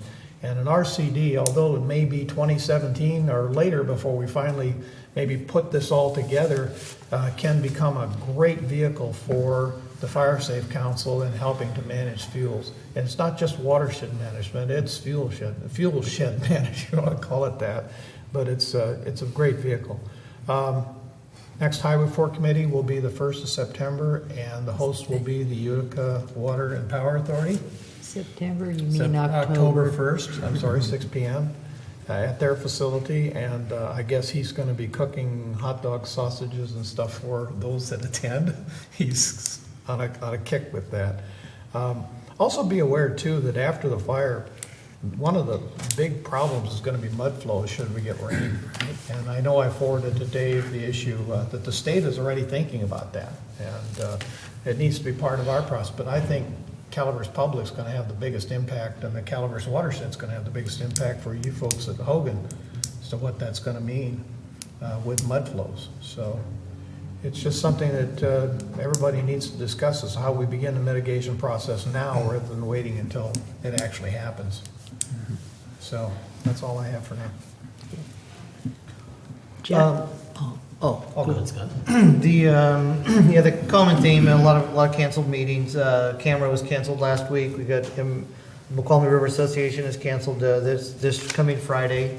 One that hasn't, and then the East Bay Mud Barbecue for next Friday is canceled. Mountain Counties, our regular board meeting got canceled last week, all due to the emergency and the fires. However, the Mountain Counties Water Resource Association is continuing its program. Probably the largest of any program that they've ever had at the Ridge in Auburn on October 16th. And the subject is going to be the Twin Tunnels and its effect on our tributaries. Not only our tributaries in our county, the Stanislaus, Calaveras, and the McQuallamy, but how that project may affect all tributaries throughout the mountain counties. And it definitely will have an impact from the American River north and south, including our tributaries and others in the area. I do encourage your attendance for any, and everyone's invited. And our Washington DC trip is coming up next week. I think we've got some new topics to discuss out there on our trip. I'm looking forward to that. Thank you. We've got the Legal Affairs meeting on the 1st of October, right? Right. Yes. Our strategizing meeting. Director Davidson. Yeah, just a couple things. One, in regards to the DC trip, and I spoke with Dave about this. I think it's important in the future when we travel to DC to do our lobbying efforts that we have a preview of what the agenda is going to be at a full board meeting, so the entire board can have put our 2 cents worth in. I think it was just a matter of timing here, and and I think we're pretty well on the same page. But I just think that would be an appropriate thing, because we want to make sure that whatever message that we're sending, we're unified on, and we want to be prioritizing the things that our board is unified on. And so I just would like to see that happen in the future. Also, as it relates to Hogan and the water supply there, I recognize that when we get down to this minimum pool, that we got some water quality issues. Joel mentioned to me that we're having some manganese issues. We used to have significant manganese issues on a constant basis. So I'm curious, and I'd like to be getting, or at least know where I can get these reports. But in regards to outflows, really in all of our reservoirs, I think it'd be important for us to be tracking the outflows and what they're for, whether it's domestic, agriculture, or environmental. And because I really think we need to be starting to increase the public awareness on what the outflows are going for. So they recognize exactly why they're conserving, who they're conserving for, and that sort of thing. And then I just want, in regards to the capacity that's left at Hogan, I'd like to get a report just in regards to, we're at under 30,000 acre feet. I'd like to just get a refresher on what Stockton East, at what level Stockton East can, how much Stockton East can pull out of that throughout this fall, how much more they could possibly pull out of there this fall, and then just the breakup of what water's left for whom. So that's it. And one quick item, I did want to piggyback on Terry, Director Strange's comments about recognizing staff, and that would be an awesome idea too. Who has stepped up? Especially in these wildfires, but also recognizing staff, and including our general manager in the fire effort, as well as recognizing staff on a regular basis for those who are stepping up.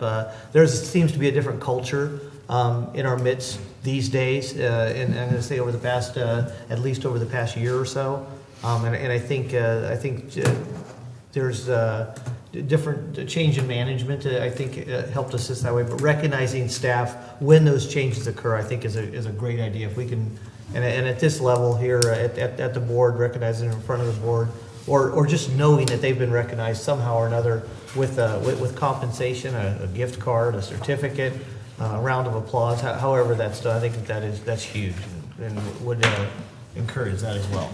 And I have just one more comment off of Director Davidson's remarks. The Brown Act can be a great tool and it can be a great handcuff. And I think that in relationship to, especially with short notice Washington DC trip, that's a real issue. But if there is a tool that we could incorporate immediately that would allow all board members to at least provide some input as to what they see as a real priority and discussion items for DC that we could then take back with us. If there's an avenue for that to happen, David, I think that'd be great.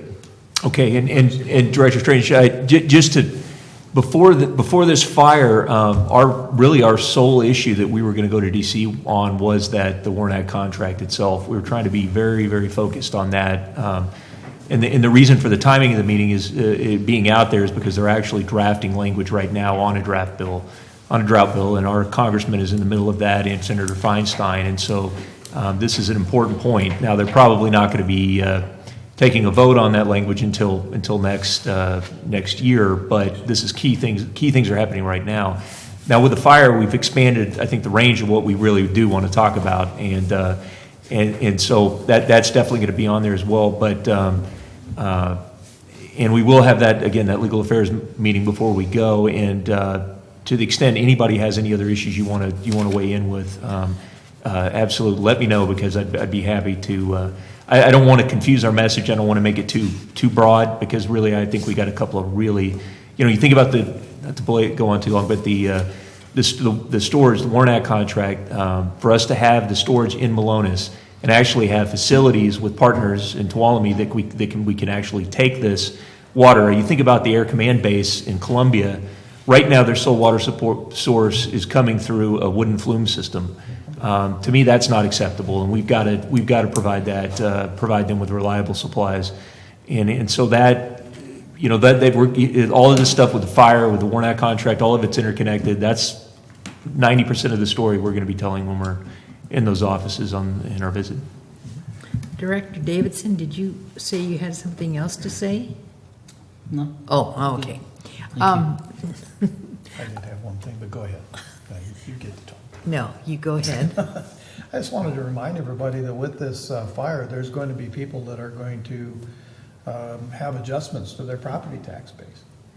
And, we need to think about next year or in the budget, because it may even come up in our first payment that comes up now, estimating between 7 and 8% reduction in property tax revenue would be a pretty significant shock for us, but we need to be planning for that because it's going to happen. Thank you. Okay. Yes, and I recognize all the different meetings that have been canceled and everything. And so there was one, the health of our community is really an issue because of this smoke. The smoke is still here. Even though the sky is beautiful, well, it is up in Ebbets Pass, it's nice and blue, but people with lung problems and trouble breathing are having a real problem. And then this coming Saturday, the hospital will be having a health fair at Mark Twain. This is their annual one down here at the hospital. And so that would be something that we might know about. There was another meeting on coming up next Monday. It was a business network. It was, you're going to be starting a business and what have you, and all the things that you can do, and that was canceled also. Postponed to the 2nd of November. Yeah, postponed until November. I'm one of the speakers. Oh, you're one. Oh, Dennis Mills is one of the speakers. Okay, that was done. MILLS. I heard he's charming. No, that he left. Okay, and so I would like to, as I say, add my thanks to our staff, to the entire CCWD. Here I was sitting up in Ebbets Pass, and we were just kind of on the edge, literally, up in Camp Connell, not knowing how far it would come, as opposed to Old Gulch when we had to head north to Bear Valley. Yeah, so, yeah. We chased you out. Yeah.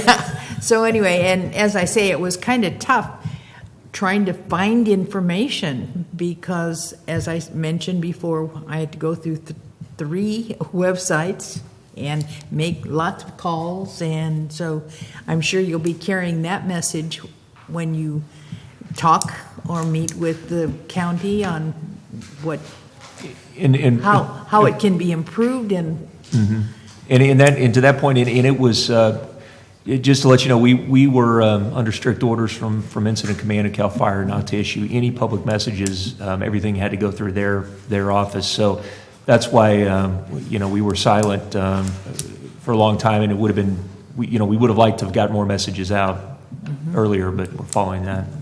No, and I concur that we recognize from the GM down and whatever we can do, and in a fire like this, I can just tell you from experience, it becomes so fluid so quick. And sometimes you've made some tactical decisions, and then you find out that you're way over your head very quickly. And that's what happened here, is that it just was beyond our, we didn't have enough wet stuff to put on the red stuff. That's just the bottom line. All right. Okay, next board meetings, Wednesday, October 14th, and then 2 weeks later, October 28th, regular board meeting. Item number 10, closed session. 10A, conference with legal counsel, existing litigation, Government Code 54956.9A, Sutton Enterprises LP versus CCWD, Calaveras County Superior Court. Okay, do I have any public comment on our closed session? If not, adjourn to closed session. So